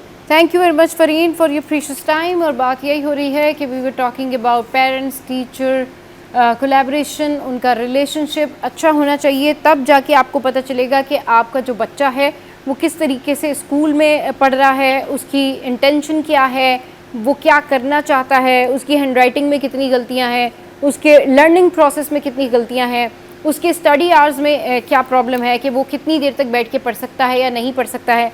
सबसे बड़ा और पहला प्रॉब्लम यही है कि जी अगर आपने पढ़ना सीख लिया, ये मैं इसलिए कह रही हूँ कि बहुत सारे लोग कहेंगे पढ़ना कैसे सीखते हैं भाई, ठीक है हमारा कोर्स है, हम किताब खोलेंगे और सीख लेंगे। नहीं, पढ़ना सीखने के लिए आपको टाइम कंज्यूम करना पड़ता है। जिस स्टडी टेबल पर आप बैठते हैं, अगर आपको आदत है 1 घंटे बैठने की और आप खुशी से 1 घंटा स्टडी करते हैं, यू लाइक रिसर्च, रीडिंग और सारा कुछ आप पढ़ना चाहते हैं, तो आप 1 घंटा बैठें। स्लोली आप अपना टाइम बढ़ाएं, इन्हेंस करें। सबसे पहले बच्चों को ये आदत डालें। मेरे पेरेंट्स मुझे कहते थे कि आपने हाफ आवर बैठना है, स्टडी करनी है, उसके बाद टाइम ड्यूरेशन बढ़ाना है। इनफैक्ट ये होता है कि जब प्रोफेशनल कॉलेजेस में आप जाते हैं तो वहाँ आपकी इतनी हैबिट बन चुकी होती है कि 3-4 घंटे तो आप एक जगह बैठ के काम कर सकते हैं, पढ़ सकते हैं, फोकस कर सकते हैं। तो जब आपको 8 घंटे पढ़ना पड़ता है मेडिकल कॉलेजेस में, या आपको 9-10 घंटे देने पड़ते हैं इंजीनियरिंग यूनिवर्सिटी में, और मुस्तकिल आपको कोई प्रोजेक्ट्स बना के देने होते हैं, तो आप उस फटीक से बाहर होते हैं और आपको ये एंजाइटी नहीं होती कि मैं इतनी देर से बैठ के क्या कर रहा हूँ, पढ़ रहा हूँ। सबसे पहले शौक डेवलप करें, अपनी जो सिटिंग है, अपनी जो स्टडी की हैबिट है उसको मेंटेन करें, that will give you benefit. सबसे पहले अपनी आदत बनाएं पढ़ने की और उसके बाद पढ़ना स्टार्ट करें, यू विल एंजॉय इट। दुनिया में ये सबसे ज़बरदस्त काम है जिससे आपको बहुत ज़्यादा सक्सेस मिलती है, और वो है रीडिंग, राइटिंग, आपकी पढ़ाई और रिसर्च। ब्रेक लेते हैं, ब्रेक के बाद वापस आएंगे।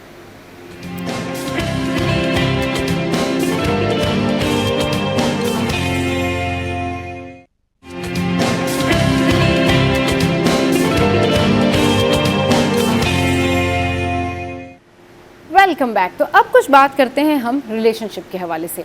अच्छा जी, जब रिलेशनशिप के हवाले से बात हो रही होती है तो इस रिलेशनशिप में मेनली हस्बैंड वाइफ का जिक्र होता है, और हस्बैंड वाइफ के लिए ऐसे बहुत सारे आपने देखा होगा कि लोग बात करते हैं कि उनको शादी के बाद बहुत सारी चीज़ें चेंज करनी पड़ती हैं, और समहाउ लोग कर भी लेते हैं। लेकिन कुछ लड़कियां इसको कॉम्प्रोमाइज़ समझती हैं, कुछ लड़कियां समझती हैं कि उनकी ईगो हर्ट हो गई है, और इसमें मेनली बहुत सारी जो है वो लड़कियां लड़के दोनों ही कंप्लेनिंग होते हैं कि जी ठीक है, हम तो जैसे हैं हम वैसे ही रहेंगे, हम चेंज नहीं पसंद करते, हम क्यों किसी के लिए अपने आप को चेंज करें।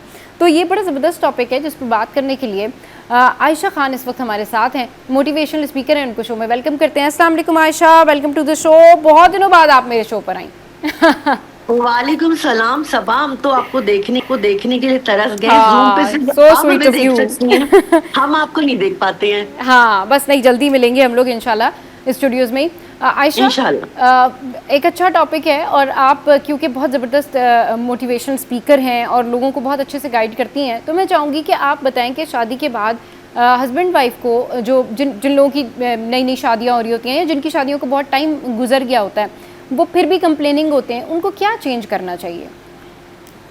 देखिए, बात ये है कि शादी के बाद सबसे पहले तो ईगो एक साइड पर रखी होती है, सही है, चाहे लड़की हो या लड़का हो। उसके बाद बहुत ज्यादा डिफरेंस आता है। आप जो अकेले जिंदगी गुजार रहे होते हैं अपनी मर्जी से, बड़ी बात यह है कि देखें, जॉइंट फैमिली सिस्टम होता है ज्यादातर ना, तो उसमें जो लड़की है खास तौर से उसको एक लड़के से नहीं, पूरी फैमिली से शादी करनी पड़ती है। उस घर का एक तरीका होता है, उठना बैठना होता है, सोना जागना। तो ऐसे कहा जाता है कि बस लड़की ही चेंज हो और सब कुछ वही कॉम्प्रोमाइज करे क्योंकि वो एक नए घर में आई है। लेकिन मैं आदमी के लिए भी कहूंगी कि उसके लिए भी एक ससुराल अहम होता है, बीवी अहम होती है। तो जैसे उसकी एक्टिविटीज हैं कि वो रातों को जाग रहा है या दोस्तों में जा रहा है आ रहा है, या घर में जिस तरीके का भी उसका टाइम टेबल है, तो लड़के को भी चेंज करना पड़ता है, बीवी के हिसाब से उसको टाइम देना होता है, क्योंकि फिर वो पुरानी वाली लाइफ तो होती नहीं है। और अपने ससुराल वालों को भी अहमियत देनी पड़ती है, तभी बीवी जो है ना वो ये सोचती है, मोहब्बत बढ़ती है कि मेरे माँ बाप की इज्जत कर रहा है तो मुझे भी इनके माँ बाप की, तो मतलब ये एक हाथ ले और एक हाथ दे वाली बात होती है। बिल्कुल सही कह रहे हैं कि अच्छा ये बताएं कि आपने जिस तरीके से बात की है, तो इस पर ये बताएं कि आयशा लड़कियों को क्या चीज़ें पेरेंट्स को समझा के भेजना चाहिए शादी के बाद कि भाई आपने अगर चेंजेस करने हैं तो अपनी पर्सनालिटी में चेंजेस करने, तो इससे कोई ईगो नहीं हर्ट हो जाती, या ये जो ड्रास्टिक चेंजेस आते हैं इससे आपको कोई ऐसा नहीं हो जाता कि आपकी लाइफ से कोई बहुत खास चीज़ें जो है वो माइनस हो रही हैं एंड ऑल दैट जी। तो ये रिलेशनशिप को कैसे मेंटेन किया जाए, कैसे चलाया जाए? देखिए मैं आपको सच बात बताऊं, हमारे यहाँ जो अक्सर मतलब क्या कहना चाहिए, मुतवस्सित घर के जो लोग होते हैं, अब आजकल जेनजी और वो आ गए, उनकी तो मैं बात नहीं करूंगी, उनका तो सिलसिला ही कुछ और है। तो बचपन से माएँ बच्चों बेटियों को बड़ा यही कह के करती हैं कि आज ये कर रही हो कल को ससुराल जाओगी तो क्या करोगी, आज खाना पकाना नहीं सीख रही हो, आज लेट से उठ रही हो तो ससुराल में तो ये सब नहीं होगा। तो मैं ये कहूंगी कि आमतौर पर से ना लड़कियां इतना मतलब समझ के ही ससुराल आई होती हैं कि मुझे लगता है कि उनको इतनी मुश्किल भी नहीं पेश आती है, क्योंकि वो बचपन से जो है ना उनकी अम्मियां, खास तौर से मेरी अम्मी है, तो मैं भी अपने हस्बैंड से जिक्र, तो मैं यहाँ देर से उठती हूँ तो कोई इतना पूछने वाला नहीं है, मेरी सास भी काफी कूल थी, अल्लाह जन्नत नसीब करे। तो यहाँ पर मेरी वो नींदें पूरी होती हैं जो पूरी उम्र मेरी अम्मी ने पूरी नहीं होने दी कभी नींदें ना। या खाना पकाना है तो लाजमी है, यहाँ तो ये कि आज दिल्ली चाह रहा चलो बाहर से मंगा लेते हैं, वहां पर ये फैसिलिटी नहीं थी, पकाना है तो पकाना है, तबीयत खराब है तो है। अम्मी अमूमन ना मुझे काफी मतलब सख्ती से ही पाला था, और उस जमाने की जो मेरे जमाने की अम्मियां थी ना वो थोड़ा ट्रेन करके ही भेजती थी, सिलाई कराई और ये सब। तो मेरे ख्याल से माएँ अच्छा कर रही हैं आजकल का, लेकिन बिल्कुल हिसाब बदल गया है। आजकल शादी के लिहाज से बच्चियों का ब्रॉटअप नहीं होता, उनका ब्रॉटअप होता है कि वो बड़े होके क्या बनेंगी, उनकी फील्ड क्या होगी। शादी जो है ना एक सेकेंडरी चीज है कि अच्छी लग गई है तो सही है, अंडरस्टैंडिंग हो गई है, या ससुराल वालों से कोई कॉम्प्रोमाइज नहीं होता है। और आजकल जो है ना ससुराल वाले भी काफी ब्रॉड माइंडेड हो गए हैं, वो लड़की से एक्सपेक्ट नहीं करते हैं कि वो खाना पकाना उसे आता है कि नहीं, या सीना परोना आता है कि नहीं, और सुबह कितने बजे उठ रही, क्योंकि लड़कियां जो है ना वो जॉब वाली हो गई हैं अब, तो वो घर में खाना पकाना वाले नहीं होते हैं, अमूमन खाना पकाने वाले रखे हुए होते हैं।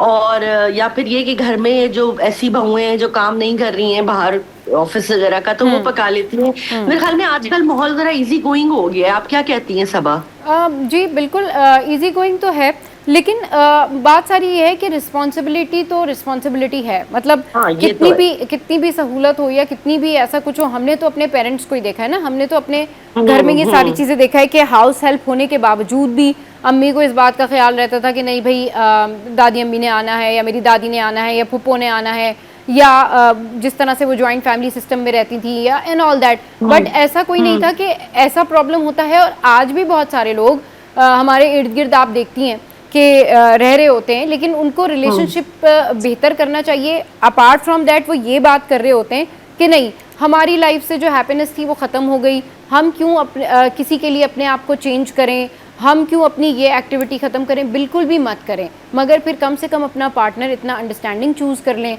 इतना जो है वो सोचने समझने वाला चूज़ कर लें कि उसको प्रॉब्लम नहीं हो। लोग कंपैटिबिलिटी बिना ढूंढे जब शादियां करते हैं तो उसके बाद कंप्लेंट्स करते हैं, तो ये चीज़ें वो पहले भी तो सेटल कर सकते हैं ना।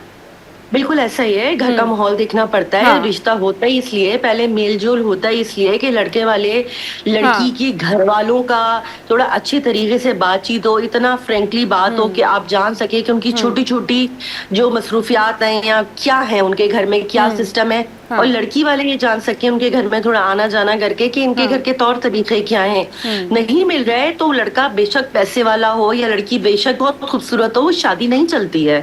तो आपने जब कहा कि वो मुताबिकत होना चाहिए तो ये बहुत जरूरी है, चाहे बाकी चीजें मैच करें ना करें, लेकिन लाइफ स्टाइल मैच करना होना जरूरी है। हाँ बिल्कुल, कंपैटिबिलिटी होना बड़ा ज़रूरी है, लाइफस्टाइल मैच करना बड़ा ज़रूरी है।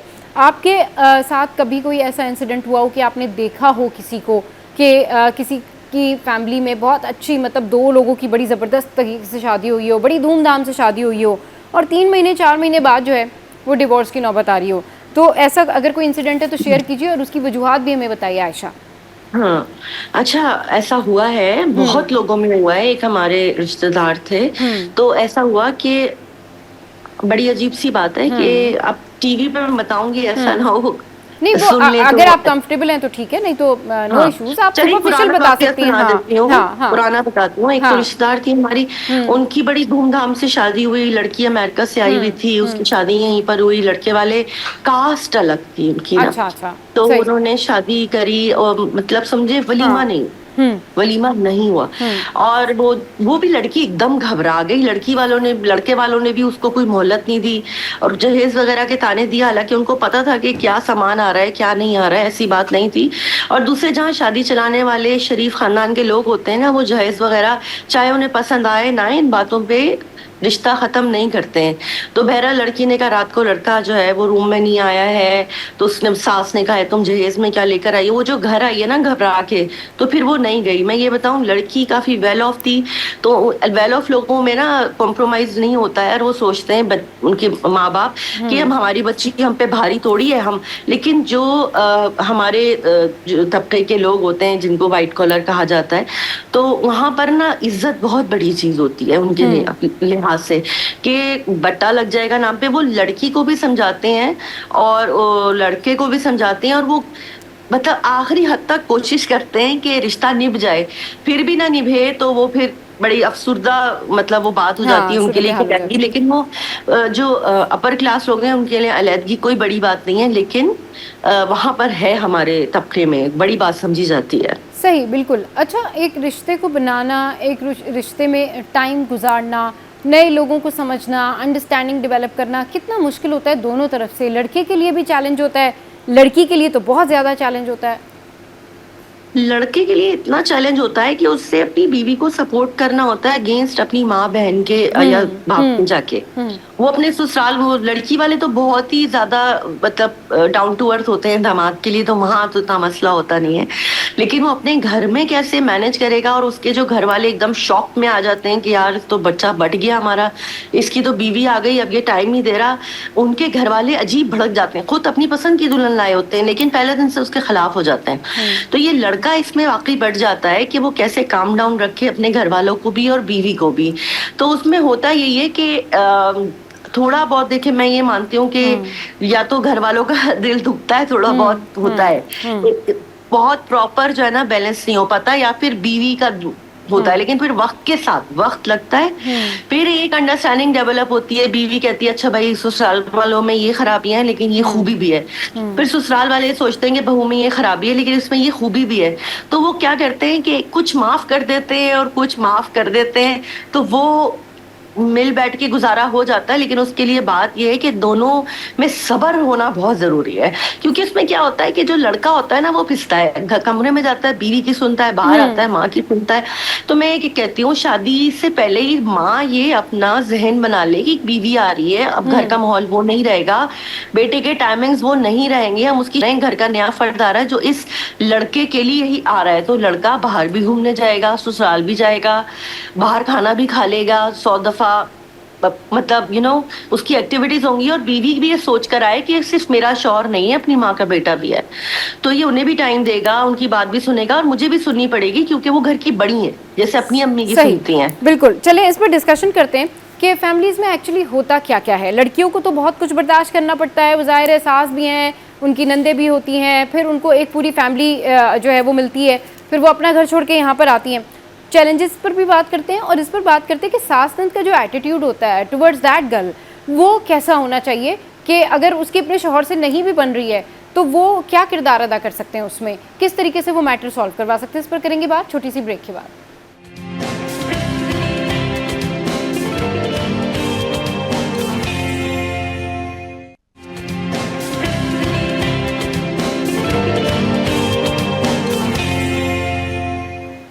Welcome back. तो हम बात कर रहे हैं रिलेशनशिप के हवाले से, हम बात कर रहे हैं कि किस तरीके से लड़की और लड़का जो है शादी के बाद अपने अंदर चेंजेस ला सकते हैं। अच्छा आयशा, मेनली क्या क्या चेंजेस लाने पड़ते हैं एक ये बताइएगा, और फिर दूसरा सास नंद के एटीट्यूड पे बात करते हैं कि जो सास नंदों का एटीट्यूड होता है टुवर्ड्स बहू, वो कैसा होना चाहिए? अगर उन्हें ये फील हो जाए कि जी ठीक है हमारे जो है वो बेटे और बहू में कोई प्रॉब्लम हुई है, कोई झगड़ा हुआ है, कोई लड़ाई हुई है, तो इसमें उसको स्पाइस लगाने के बजाय उनको खुद मैटर सॉल्व कैसे करना चाहिए, कितना किरदार अदा करना चाहिए इसमें?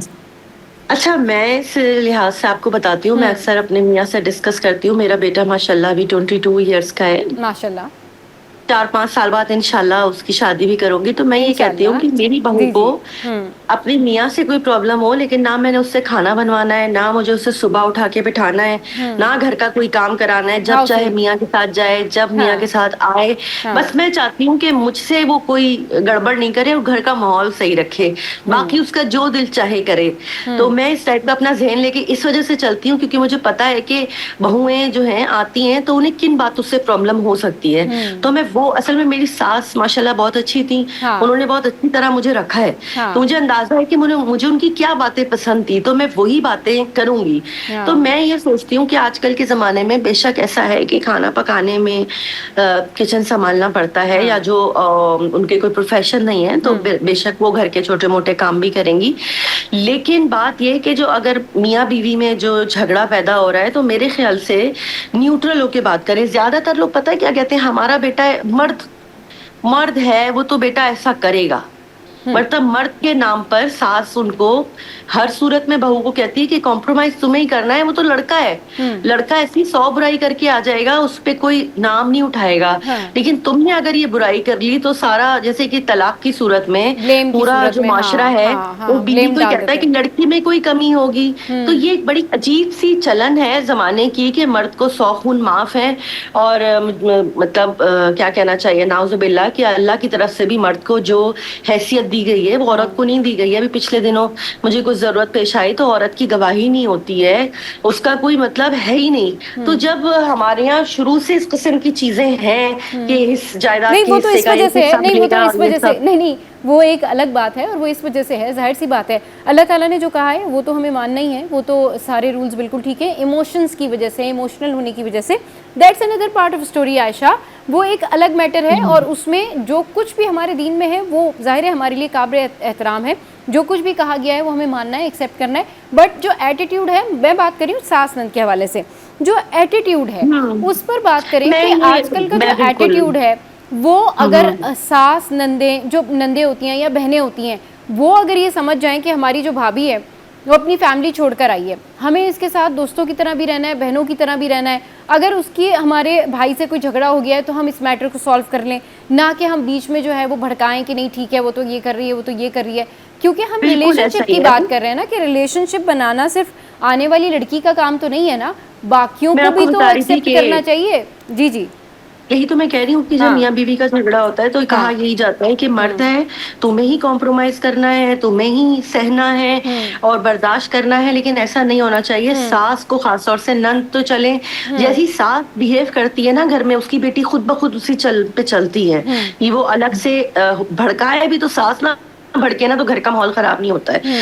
तो उनको चाहिए न्यूट्रल होकर देखें कि गलती बेटे की है या गलती बहू की है, और बहू की भी अगर गलती है तो उससे प्यार और नरमी से पेश आए, ना कि उसको माँ के घर भेज दें, उससे ताने दिए जाएंगे तुम्हारी माँ ने तुम्हें सिखाया क्या है। जैसे कि उनकी अपनी बेटी से गलतियां हो तो उसको ताने तो नहीं देंगी, समझाएंगी ना प्यार से कि बेटा अगले घर आपने जाना है, इस तरह। तो बेटी को, उसकी बहू को भी तो थोड़ा बेटी की तरह समझे, उससे मौका देना ससुराल में एडजस्ट होने का, ना कि शुरू दिन से ही वो आपके नए माहौल में आई है, उसको समझने में टाइम लगेगा, वो गलतियां करेगी। और शौहर को भी ये चाहिए कि वो एकदम भड़क ना जाए, वो लड़की घर छोड़ के आपके घर में आई है, नया माहौल है, वो ऑलरेडी डरी हुई है, तो आप उसको और डरा देंगे, गलती हुई कैसे तुमसे, तुमने मुझे ऐसे बोला कैसे। उसको टाइम नहीं, वो अलग बात है कि बहुत ज्यादा ही तेज मिजाज की हो, और वो तो समझ आ जाती है फिर ना कि ये वो क्या कहते हैं, लातों के भूत बातों से नहीं मानते टाइप। तो हाँ, लेकिन ये कि आमतौर से मेरे ख्याल में बहू को ना टाइम देना चाहिए और उसको मौके देना चाहिए गलती दुरुस्त करने के। सही। वालिदैन को रिश्ता करने से पहले क्या चीजें देखनी चाहिए कि बाद में ये कंप्लेन नहीं हो कि जी वो एडजस्ट नहीं हो पा रही, रिलेशनशिप जो है वो मेंटेन नहीं रह सकता, अब ये प्रॉब्लम है तो ये प्रॉब्लम है, लड़का ऐसे कह रहा है, लड़के की माँ ये कह रही है, कंपेटेबिलिटी नहीं है, हमारी बेटी तो ये चीज़ें पसंद करती है, लड़के को ये चेंज करना होगा, लड़का कहे जी नहीं लड़की में ये चेंज होना चाहिए, उसको अपने आप को तब्दील करना होगा, हमारे घर के हिसाब से रहना होगा एंड ऑल दैट। तो रिश्ता करने से पहले पेरेंट्स क्या चीज़ें चेक करें? अच्छा, एक बात मैं कहना चाहती हूँ कि हमारे यहाँ जो बहुत सारे फिरके बने हुए हैं, तो मेरे ख्याल से सेम फिरके में शादी होनी चाहिए। वो बहुत बड़ी जो कॉम्प्लिकेशंस है ना अमूमन मजहब को या फिरकों को लेकर भी होती हैं। तो जैसे या फिर ये कि अगर लड़की पर्देदार है तो वैसी ही फैमिली में भी आई जाए, या लड़की पर्देदार नहीं है तो वो मजहबी घरानों में वो बहुत बड़ी कॉम्प्लिकेशंस है। तो खास तौर से ये चीजें तो बहुत ही मायने रखती हैं कि जो मिजाज घर का है, लड़की का है, हम मिजाज खानदान में उसका ना रिश्ता करना चाहिए। दूसरी बात ये है कि ये भी देखते हैं कि भाई लड़के की तनख्वाह कैसी है, लड़का कमाता कितना है, या लड़की कितनी खूबसूरत है। ये चीजें मैं पहले भी बता चुकी हूँ, मैटर नहीं करती। वो ये देखें कि उनके घर में खासतौर से मुझे सोने जागने का बहुत मुझे प्रॉब्लम लगता है, होता है कि लड़की देर से सो के उठती है। तो ये चीजें छोटी मोटी अगर डिस्कस कर लेना पहले कि घर में खाना पकाना कितना जरूरी है, या सोने जागने का क्या प्रॉब्लम है। और दूसरी बात, सास की और ससुर की सख्ती ना रिश्ते वाले दिनों में पता चल जाती है। और आप ये सोचेंगे नहीं बाद में ठीक हो जाएगा शादी हो, लेकिन वो नहीं होता है ठीक। वो हंसमुख हो, खुश मिजाज हो, आपके मिजाज से मिलते हो, तब वो शादी चल सकती है। लेकिन अगर मेरे ख्याल में मेरी नज़र में अगर के जब कोई रिश्ता तलाश कर रहा होता है या वालिदैन अपनी बेटियों का रिश्ता कर रहे होते हैं, तो उनको सबसे पहले तो एक अच्छी ईमानदार फैमिली देखनी चाहिए। फिर उनको ये देखना चाहिए कि उनमें खौफ खुदा कितना है। जो अल्लाह से डरता है वो फिर किसी के लिए बुराई नहीं करता। सबसे पहले आप ईमानदार लोग देखें, और सबसे पहले आप ये देखें कि खौफ खुदा रखने वाले लोग हों।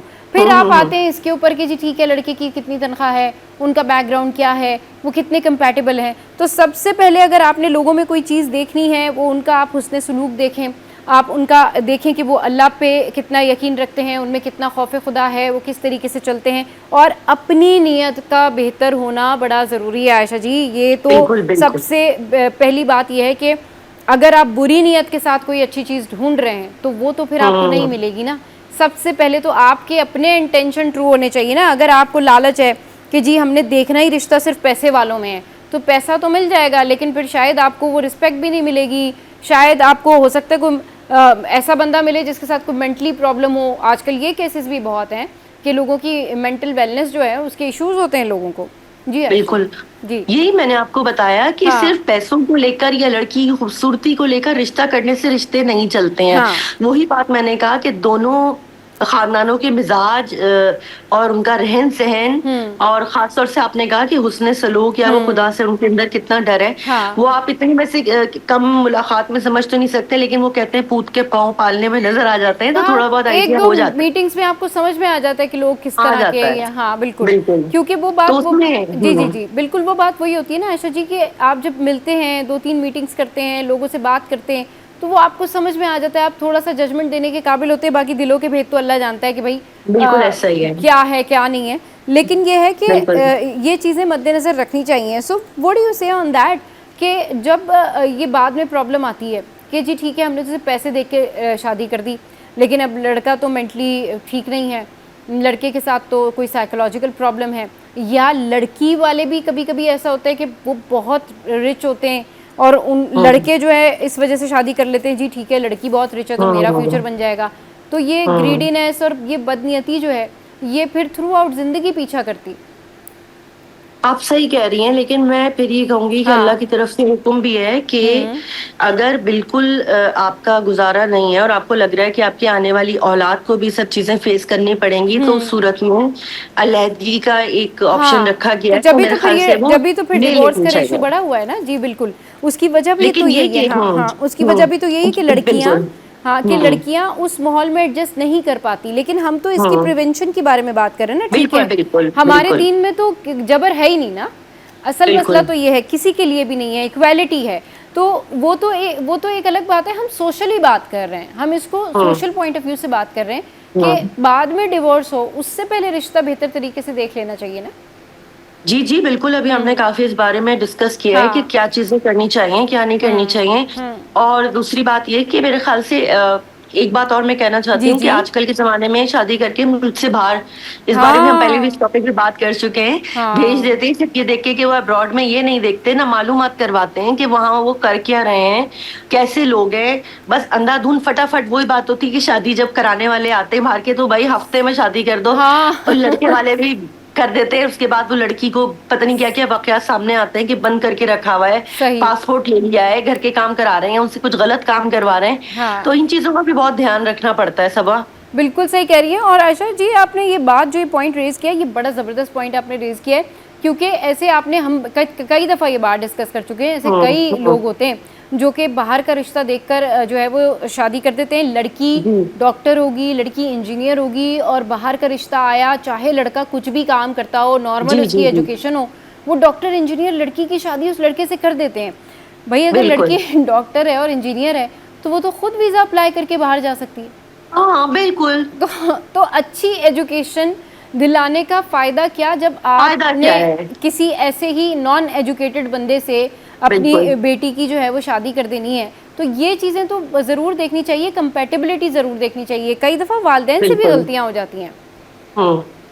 लेकिन बाहर के रिश्तों की जहां तक मैं बात कर रही हूँ, लेकिन कुछ ना कुछ किसी ना किसी के जानने वाले होते हैं जो उनकी मालूमात करा लेते हैं। लेकिन लड़के वाले असल में आकर टाइम ही नहीं देते। वो लड़की मतलब ये रख देते हैं 2 हफ्ते में करनी है तो करो, वो माँ बाप लालच में आ जाते हैं, लेकिन उसकी सजा लड़की को भुगतनी पड़ती है और बाज़ दफा बहुत खराब सूरत हाल निकलती है। तो ये भी एक अहम बात है कि रिश्ता खराब होने का एक बड़ा रीजन ये भी है कि धोखा होता है। धोखा होता है। और कई दफ़ा ऐसा होता है कि लोग धोखे से शादियां करते हैं और पता चलता है जब जाते हैं तो फिर कि भाई उनकी एक और शादी हुई भी है या पता नहीं क्या क्या उनके इस तरह से इश्यूज हैं। हाँ, तो जब आप इतना पढ़ाते हैं अपनी बेटियों को और लड़कियों को इतना पढ़ाते हैं तो कम से कम इतना राइट्स उनको दें कि वो अपनी पसंद से अगर किसी को चूज़ करना चाहती हैं तो बिल्कुल कर लें। अगर वो किसी जुल्म का शिकार हैं तो वो उनको छोड़ सकें और उनको राइट दें। हाँ जी जी जी आयशा जी बोलिए। बाज़ दफा ऐसा भी होता है कि लड़की इतनी मजबूर हो जाती है कि 5 बहनें घर में बैठी हुई हैं, घर के हालात इतने अच्छे नहीं है, तो वो कुर्बानी देती है अपनी उन बहनों के लिए कि इनकी शादी में मुश्किलात होंगी। तो ये भी बड़ी गलत बात है। माँ बाप को इतना सपोर्ट करना चाहिए कि 5 बहनें हो या 10 बहनें हो, तुम हमें बहुत अजीज हो और तुमसे आप कोई कुर्बानी नहीं चाहते ना। माँ ये कहे बेटा तुम्हारी 5 बहनें तुम गुजारा करो वरना उनसे शादी कौन करेगा। तो ये उस लड़की के साथ बहुत हक तलफी है कि आप अपनी दूसरी बेटियों के लिए उस लड़की की जिंदगी आपने बर्बाद कर दी। तो मैं ये कहना चाहती हूँ कि माँ बाप हमेशा ये कह के भेजें बेटा ये घर तुम्हारा है। कोई मुश्किल हो, वो अलग बात है कि आप उसकी गलत बातों पे ना फेवर करें, लेकिन जहाँ माँ बाप ये देखें कि लड़की वाकई मुश्किल का शिकार है उसको फौरन वापस ले आए। बेशक दूसरी जगह शादी हो जाएगी, अल्लाह जो तकदीर में लिखेगा हो जाएगा, बाकी बहनों की भी हो जाएगी, लेकिन उस लड़की को हमेशा मैके की सपोर्ट होनी चाहिए। बिल्कुल ठीक है। नहीं, thank you very much for your precious time. और बहुत ज़बरदस्त हमने गुफ्तगू की, बहुत ज़बरदस्त बात हुई। बात वही है कि जब भी आप रिश्ते करें तो ज़रूर देखभाल करके करें और ये देखें कि आपकी जो इक्वालिटी है वो उनसे है या नहीं है, आपकी कंपैटिबिलिटी उनसे है या नहीं है। और 2 लोग अगर बहुत ज़्यादा मुख्तलिफ हैं तो जाहिर सी बात है फिर ख़ानदानों में भी प्रॉब्लम्स हो सकती है और उनकी बाकी चीज़ों में भी प्रॉब्लम्स आ सकती हैं। चलिए जी ब्रेक लेते हैं, ब्रेक के बाद वापस आते हैं, फिर एक और अहम टॉपिक डिस्कस करते हैं। Stay with us.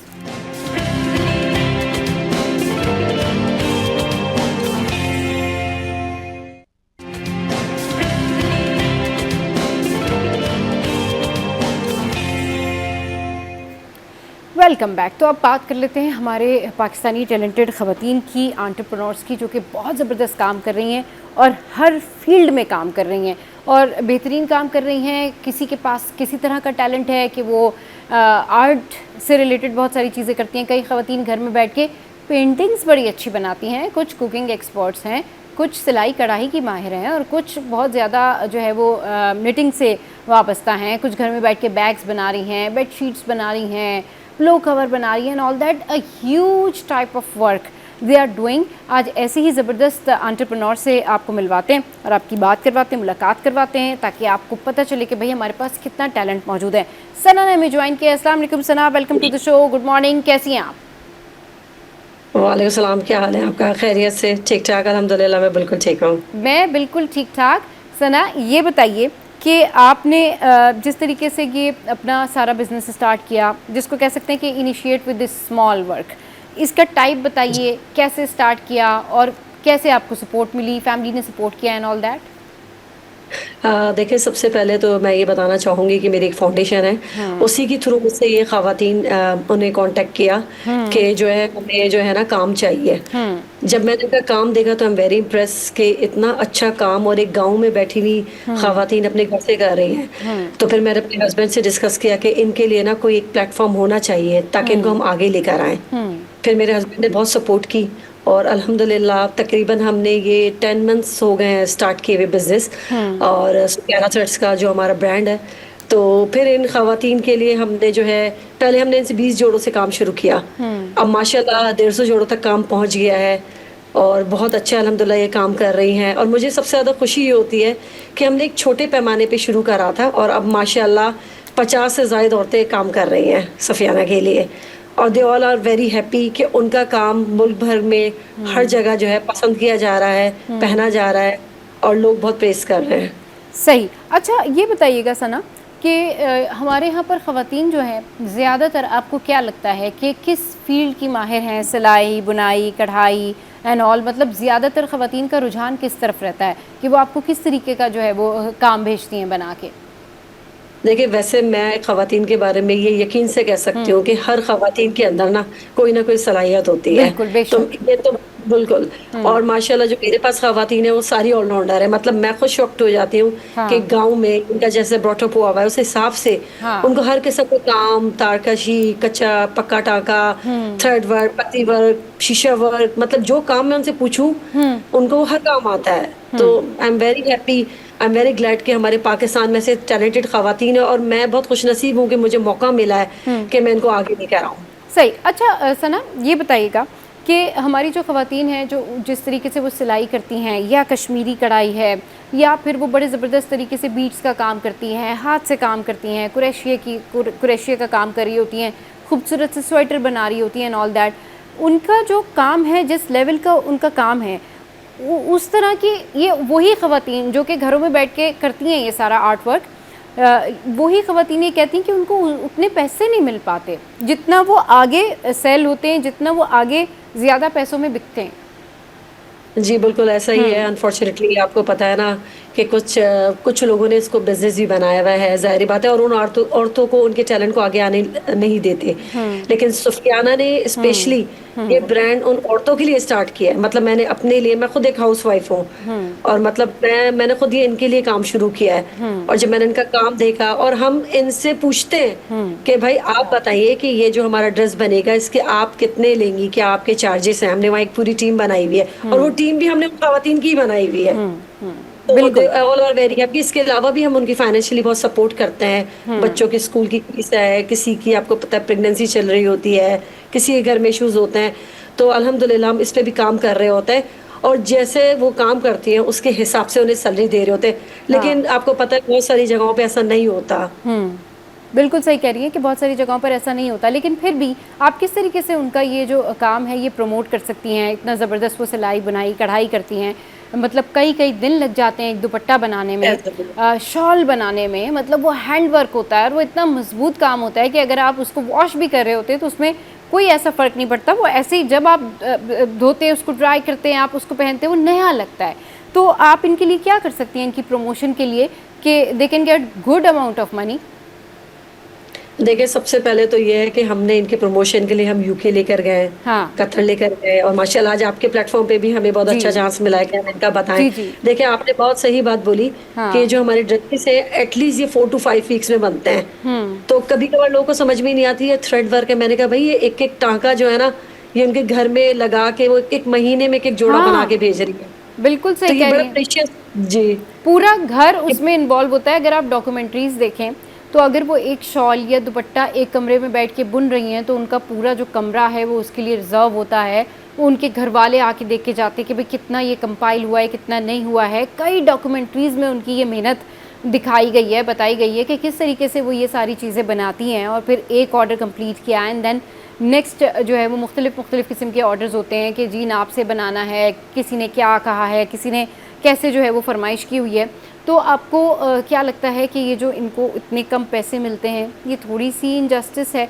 और इसका मतलब यही है कि लोगों को उनका ये जो टैलेंट है एग्जैक्टली पहुंचना चाहिए कि वो उसके सही जो है ना वो हक अदा कर सकें, सही पैसे लगाएं। एक तो ये बात, और दूसरा हमारी ख़वातीन की हाथों की बनाई हुई क्या चीज़ें यूके में बहुत फेमस हुई जिसका आपको बहुत ज़बरदस्त रिस्पॉन्स मिला हो कि भाई हमें शॉल चाहिए, हमें दुपट्टा चाहिए, हमें ये चादरें चाहिए। What was that? जी, देखिए पहला तो आपने सवाल बहुत अच्छा आपका है कि हाँ। इनके लिए, क्योंकि इनसे लोग काम तो करवा लेते हैं हाँ। और उनको मिनिमम उसमें, देखिए मेरा लोगों से भी और अपना भी ये इस पे जो है एक प्लान है कि इनके लिए ना आपको ट्रेनिंग स्कूल इनके बच्चों के लिए बनाना चाहिए और इनको फैसिलिटेट करना चाहिए, यानी ईद पे आपको बोनस देना चाहिए और इनसे मंथली आपको ना एक मीटिंग रखनी चाहिए कि भाई आपके घर में कोई इश्यूज हैं, कोई काम है, हम आपके लिए कैसे हेल्प आउट कर सकें। तो इस टाइप के इनके लिए काम जरूर करने चाहिए और हम कर रहे हैं। मैं दूसरों को भी ये कहूंगी कि इनके लिए प्लीज आप, मतलब अगर आप किसी भी फील्ड में खवातीन से काम करा रहे हैं ना, मैं एक छोटी सी मिसाल देती हूँ। मेरा यूनिट है कराची में, वो लड़की बहुत अच्छा स्टिचिंग यूनिट रन करती है। तो अचानक किसी वजह से उसके पास पैसों की बहुत कमी है, वो यूनिट उसने कहा कि मैं बंद कर रही हूँ। तो मैं तो उसने कहा आप कहीं और से देख लें। मैंने कहा नहीं, क्या मसला क्या है आप मुझे बताएं। उसने कहा कि जाहिर बात है मैं मूव हो रही हूँ, इसका रेंट है और मैं इतना अफोर्ड नहीं कर सकती। अब यकीन करें हमने एक आध हफ्ते के अंदर वो जगह रेंट की, उसका डिपॉजिट दिया। तो हमने कहा भाई आप अपना काम भी करें और सुफियाना के लिए काम भी करें, आप इतना अच्छा काम करती हैं, मैं आपको खोना नहीं चाहती। तो इस तरीके से लोगों को मोटिवेट करें, स्पेशली खवातीन को, कि वो किसी वजह से ना पीछे हट जाती हैं, पैसों की वजह से या घर के फाइनेंशियल वजह से, तो उनको आपको आगे लाना चाहिए, उनकी हेल्प आउट करनी चाहिए, उनको पूछना चाहिए, उनसे मीटिंग करनी चाहिए कि भाई क्या प्रॉब्लम्स हैं। दूसरी बात, आपने यूके का पूछा कि इवेंट कैसा रहा आपका। देखिए माशाल्लाह से यूके में बहुत, आपको पता है पाकिस्तानी बड़े तरसते हैं अपने देसी कपड़ों के लिए, तो उनको सारे कपड़े गोटा पत्ती वर्क बहुत पसंद आया। उस वक्त काफी ईद के वक्त जो है वो उस वक्त इन था, प्लस उनको मिरर वर्क बहुत पसंद आया, उसमें तारकशी का वर्क बहुत पसंद आया, सारे कपड़ों ने बहुत पसंद आया। और वो यकीन नहीं कर रहे थे, कह रहे ये हैंडक्राफ्ट है। फिर हमने वीडियोस हमारी ना साइट पे चल रही थी, हमने बताया ये सारी जो खवातीन है घर में बैठ के काम कर रही होती है, घर में भी जो सहन होता है ना, सहन में चटाई बिछा के करती है काम ये। उसमें बच्चे भी देख रही हैं, खाना भी पका रही हैं, बाहर भी, मतलब इंडोर सारी एक्टिविटीज कर रही है। आपको पता है गांव की लाइफ कैसी होती है। बिल्कुल बिल्कुल सही कह रही हैं। अच्छा ये बताएं कि जब प्रमोशन की बात आती है तो वो कौन से हैंडक्राफ्ट है, वो कौन सी ऐसी चीज़ें हैं जो बहुत फेमस हैं, जो आपको लगता है कि इंटरनेशनल स्टैंडर्ड मीट करती हैं, इतनी ज़बरदस्त ये काम करती हैं? शॉल ज़्यादा मशहूर हैं हमारे, कमीज शलवार ज़्यादा मशहूर हैं, क्या डिमांड क्या है इंटरनेशनली? देखें मेरे ख्याल से तो ये जो हैंडक्राफ्ट की सब चीज़ की डिमांड है, शॉल्स की बहुत इसलिए होती है शॉल्स की, क्योंकि क्योंकि विंटर टाइम पे, समर में भी, अभी मैंने भी हल्की से आपने देखा ना जैकेट पहनी हुई, तो वो नॉर्मली ठंड होती है बाहर के मुल्क में, तो वो शॉल कैरी करते हैं और वो जब पहन के जाते हैं तो लोग पूछते हैं यार ये कहाँ की शॉल है, बड़ी जबरदस्त बनी हुई है। तो शॉल का बहुत ट्रेंड होता है, सूट्स का बहुत होता है, हाथ के काम। और हम लोग देखें, हम लोग हाथ के काम में मॉडर्न वे से लेकर आ रहे हैं, क्योंकि आजकल आपको पता है इतना माशाल्लाह से इतने बड़े बड़े डिजाइनर्स हैं, वो इतना अच्छा काम कर रहे हैं। तो इसमें एक घर का काम, हाथ का काम आगे लाना ना बहुत मुश्किल है, तो हम मॉडर्न वे में लेकर आ रहे हैं ताकि ये काम हमेशा जो है ना उनके साइड बाय साइड रहे, ये नीचे ना आए और मॉडर्न तरीके से लोग पहने। क्योंकि आपको पता है ना आउटडेटेड लोग समझते हैं कुछ के यार हैंड वर्क एक दफा पहन के फिर आप नहीं पहन सकते, लेकिन सुफियाना अपने प्लेटफॉर्म में मॉडर्न वे में इस काम को ला रहा है कि आप रेगुलर वे में और कैजुअल वे में, हर उसमें आप इसको इजीली कैरी कर सकते हैं। इजीली आप कैरी कर सकते हैं। चलिए ब्रेक लेते हैं, ब्रेक के बाद वापस आएंगे, फिर मज़ीद डिस्कशन करेंगे।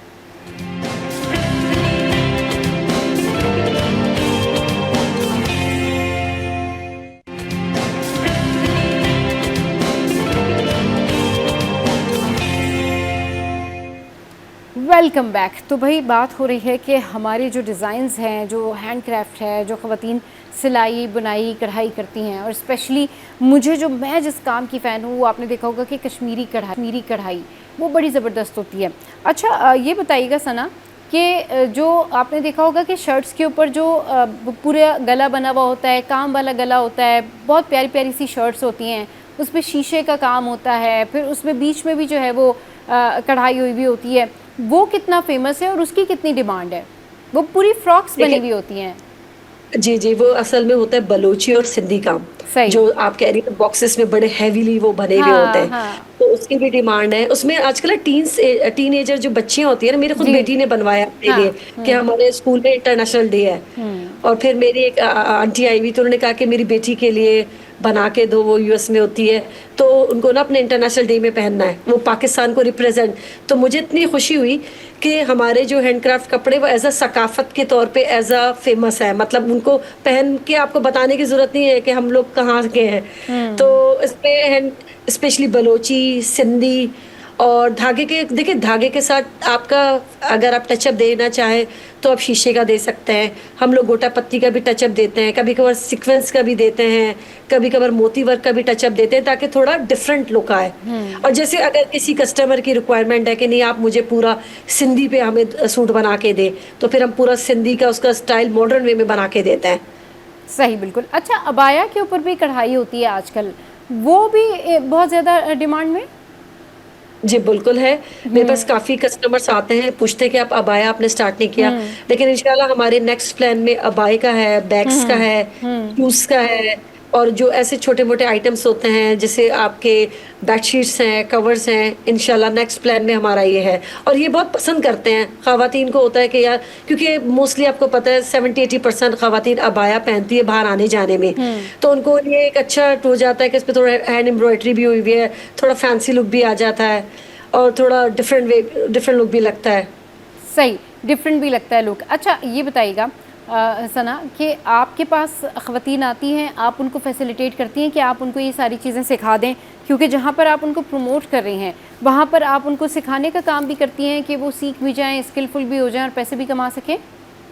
देखिए वो मुझे सिखाती हैं माशाल्लाह, वो इतना अच्छा काम करती हैं। हाँ, नहीं, कि मैं आपने उनको अपने दायरे में ट्रेनर्स वगैरह रखे हुए हैं उनके लिए, जो नए आने वाले लोग हैं, जो आपसे कहते हैं भाई अच्छा। हम घर बैठे एंटरप्रेन्योरशिप करना चाहते हैं, हम घर बैठे कुछ कमाना चाहते हैं, बट हमें आपकी गाइडेंस चाहिए और हम इस काम को सीखना चाहते हैं।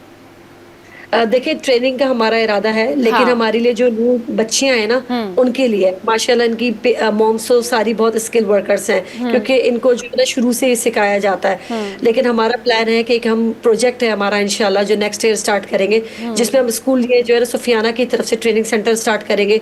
जो बच्चियां सीखना चाहें, अगर जिसको कोई काम में कमी है तो उसकी वो तैयारी करे, उस स्कूल में वो टीचर सिखाए पार्ट टाइम में, और बच्चों को भी फैसिलिटेट करे, ताकि ये काम आगे जो है ना इंटरनेशनल लेवल पे जाए, तो हर बंदे को एज अ पार्ट टाइम ये काम आना चाहिए। सही, बिल्कुल ठीक कह रही हैं कि और ये बड़ी अच्छी एक्टिविटी भी है, ऐसा ना, ऐसा नहीं है, इट्स अ हेल्दी एक्टिविटी कि अगर आप इसको वैसे भी सीखना चाहते हैं तो डिप्रेशन आपका जो है वो बहुत कम होता है, आप कलर्स के बहुत करीब होते हैं और आप फोकस कर रहे होते हैं, आपका जहन जो है वो स्क्रीन टाइम से थोड़ा सा हट जाता है। अच्छा, अब जिस तरीके से कुरान पाक के जुज़दान हैं वो भी बहुत प्यारे लगते हैं, बहुत खूबसूरत लगते हैं, वो बनाया हुआ होता है, उन्होंने हाथों से उसको कढ़ाई की होती है, बेलें लगाई होती हैं, कपड़ों की डिज़ाइनिंग है, गरारे हैं, शरारे हैं। ब्राइडल वर्क पे भी काम करते हैं ये लोग या नहीं, या सिर्फ इन्हीं चीज़ों के ऊपर काम करते हैं?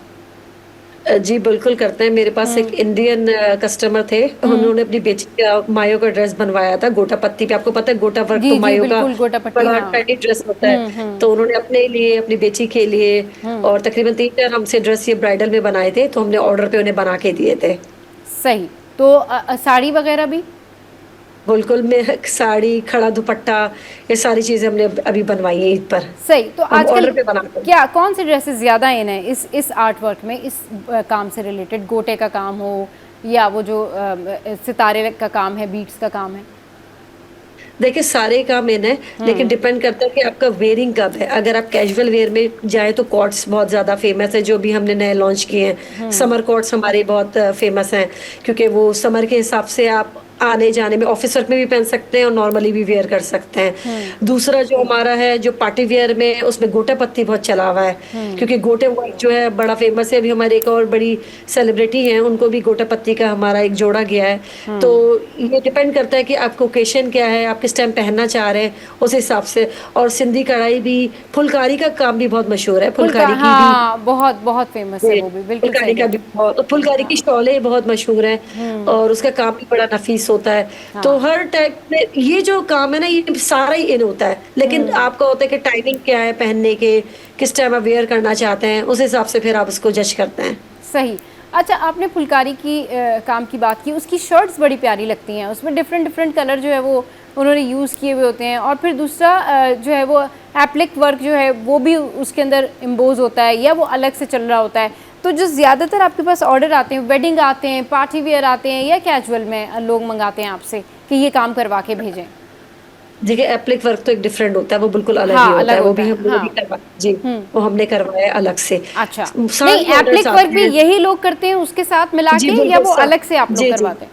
नहीं, नहीं, यही खवातीन हमारी यही माशाल्लाह खवातीन भाई करती बहुत हैं, सही। यही खवातीन करती हैं हाँ। और I am proud of you कि इतना अच्छा ये लोग सारा काम करती हैं और एप्लिक वर्क मतलब मैं इनसे जो काम पूछती हूँ उन्हें हर काम अल्हम्दुलिल्लाह आता है और माशाल्लाह उसकी महारत के साथ आता है। सही। और देखिए आपकी वही वाली बात के पसंद की बात होती है, किसी ने एप्लिक वर्क का जोड़ा पसंद किया, किसी ने गोटा पत्ती का पसंद किया, किसी ने फुलकारी का। मेरे पास अभी बीच में तारकशी का ऑर्डर काफी आए थे किसके? कि तारकशी तारकशी, अच्छा, तारकशी अच्छा, वो अच्छा। उसमें ये होता है कि वो कपड़े में से ना आप धागा निकालते हैं फिर उस पे करते हैं, वो मतलब थोड़ा सा ना वो एक डिजाइनिंग उसको एक बड़ी होती है, वो पता सही। नहीं कैसी खवातीन करती हैं। हाँ। तो उसका हमारा ऑर्डर काफी आए थे।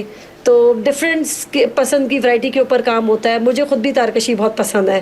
अच्छा, सही। अभी हम लोग आजकल दुपट्टे पे जो है वो जो पीको वर्क होता है वो हम लोग घर में ही क्रोशिया, जो आपने सुना होगा क्रोशिया का काम, हाँ। तो आजकल हम अपने दुपट्टे में जो पल्लू हैं वो क्रोशिया से सारे हैंडमेड बनवा रहे हैं सही। ताकि एक जरा डिफरेंट लुक आए। सही, बिल्कुल सही कह रही हैं, वो डिफरेंट लुक के लिए। अच्छा, इसमें जो दुपट्टे हैं आजकल वो किस तरह के चल रहे हैं? चुनरी वाले दुपट्टे हैं या फुल दुपट्टों पे जो काम चल रहा है, या फिर वो होता है कि नेट के दुपट्टों के बीच में भी सितारे बने हुए होते हैं, काम होता है, चारों तरफ गोटा लगा हुआ होता है?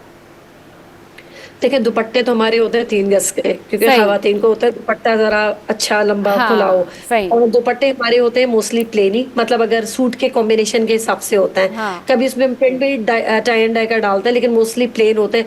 उसमें हम लोग छन डलवाते हैं, पल्लू बनवाते हैं, या कभी कभार हम पूरा शॉल स्टाइल दुपट्टा बनाते हैं, सूट प्लेन बनाते हैं। हाँ। तो मतलब चेंजेस हम करते रहते हैं कि कैसा लोगों को पसंद आता है, क्योंकि आप हर वक्त हैवी ड्रेसेस नहीं पहन सकते, तो थोड़ा कैजुअल भी रखते हैं। क्योंकि अभी हमारी 1 अक्टूबर में एक एग्जीबिशन की तैयारी कर रहे हैं, तो उसके लिए हम जो ड्रेसेस बना रहे हैं हम यही सोच के बना रहे हैं कि ऐसे ड्रेसेस हो जो डिफरेंट भी हो, मुनफरिद भी लगे, और जो लेने वाला है वो आसानी से हर ओकेशन पे इसको वेयर कर सके। सही। अच्छा, इसमें ज़्यादातर कौन से इवेंट पे आपसे ज़्यादातर डिमांड होती है ख़वातीन की कि आप हमें ड्रेसेस बना के भेजें?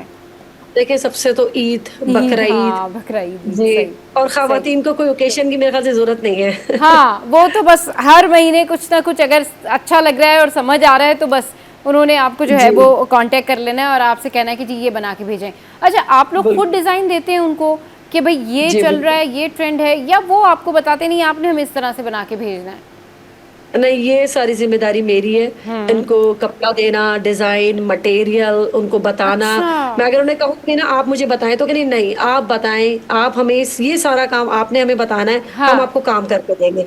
तो ये सारा मैं फिर उनको बना के डिजाइनिंग पेपर, इतनी कभी कभार कम्युनिकेशन प्रॉब्लम होती है मेरी, क्योंकि हम लोग ऑनलाइन, जैसे मैं आपके साथ हूँ, हाँ। तो इस तरीके से उनके साथ होती है तो बहुत प्रॉब्लम भी होती है, क्योंकि नेट का इशू होता है। हाँ। लेकिन अल्हम्दुलिल्लाह हम लोग फिर इस चीज को भी मद्देनजर रखते हैं किस तरीके से। फिर हम उनको लिख के भी, मैं पर्चियों में जो जोड़े जाते हैं भेजती हूँ कि ये कलर कॉम्बिनेशन है, उसके साथ कभी उसका मटेरियल भेजती हूँ, कभी कभी वहाँ मटेरियल हम अरेंज करवाते हैं। सही। लेकिन ये सारा काम मेरा होता है, हमारा होता है कि हम इनको करके दें।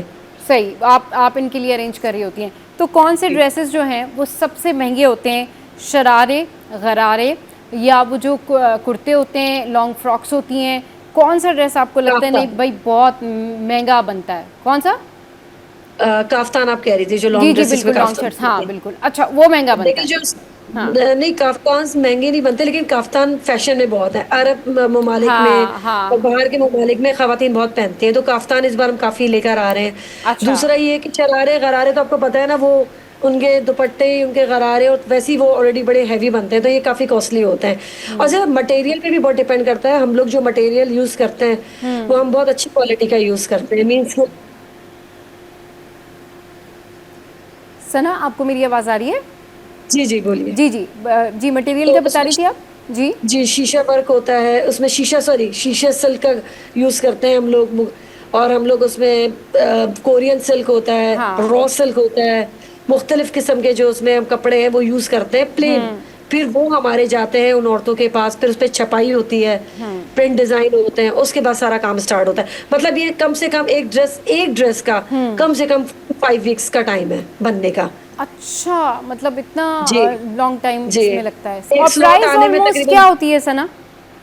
देखें अभी हमारी जो कम से कम 6,500 से स्टार्ट होती है, सही। जो अभी हमने समर कॉट्स जो पूरे हैवी लॉन्च किए वो 10,500 के हैं, और जो हमारी पीक प्राइस जाती है वो 35,000 तक जाती है, क्योंकि उसमें जो हमारा ड्रेस की कॉस्ट है, अगर हम उसमें शीशा सिल्क यूज कर रहे हैं हाँ। तो वो शीशा सिल्क का जोड़ा ही इतना एक्सपेंसिव है। उसके बाद फिर वो कराची से पोस्ट होता है उधर, फिर उसके बाद उसकी छपाई होती है, हाँ। उस पे काम होता है, फिर वो दोबारा कराची आता है, फिर उस स्टिचिंग यूनिट में जाता है, वो सिलता है, तो उसका प्रोसीजर भी बहुत लॉन्ग है और उस पे एफर्ट भी बहुत है और उस पे मेहनत भी बहुत है, और उनकी खवातीन की उस पे जो हम लोग वेजेस देते हैं वो भी अच्छी खासी होती हैं।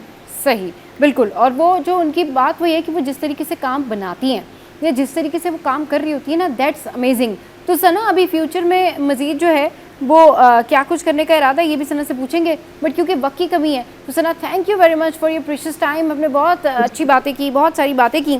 सो हमारे पास टैलेंट की कमी नहीं है, और जो डिज़ाइंस आप ये हैंड वर्क करवाते हैं ये ज़रूर आप जो है इन ख़वातीन से जो कि आपको घरों में मिलती हैं, नज़र आती हैं, या कहीं भी आपका इंटरेक्शन होता है, ज़रूर इनको काम दें।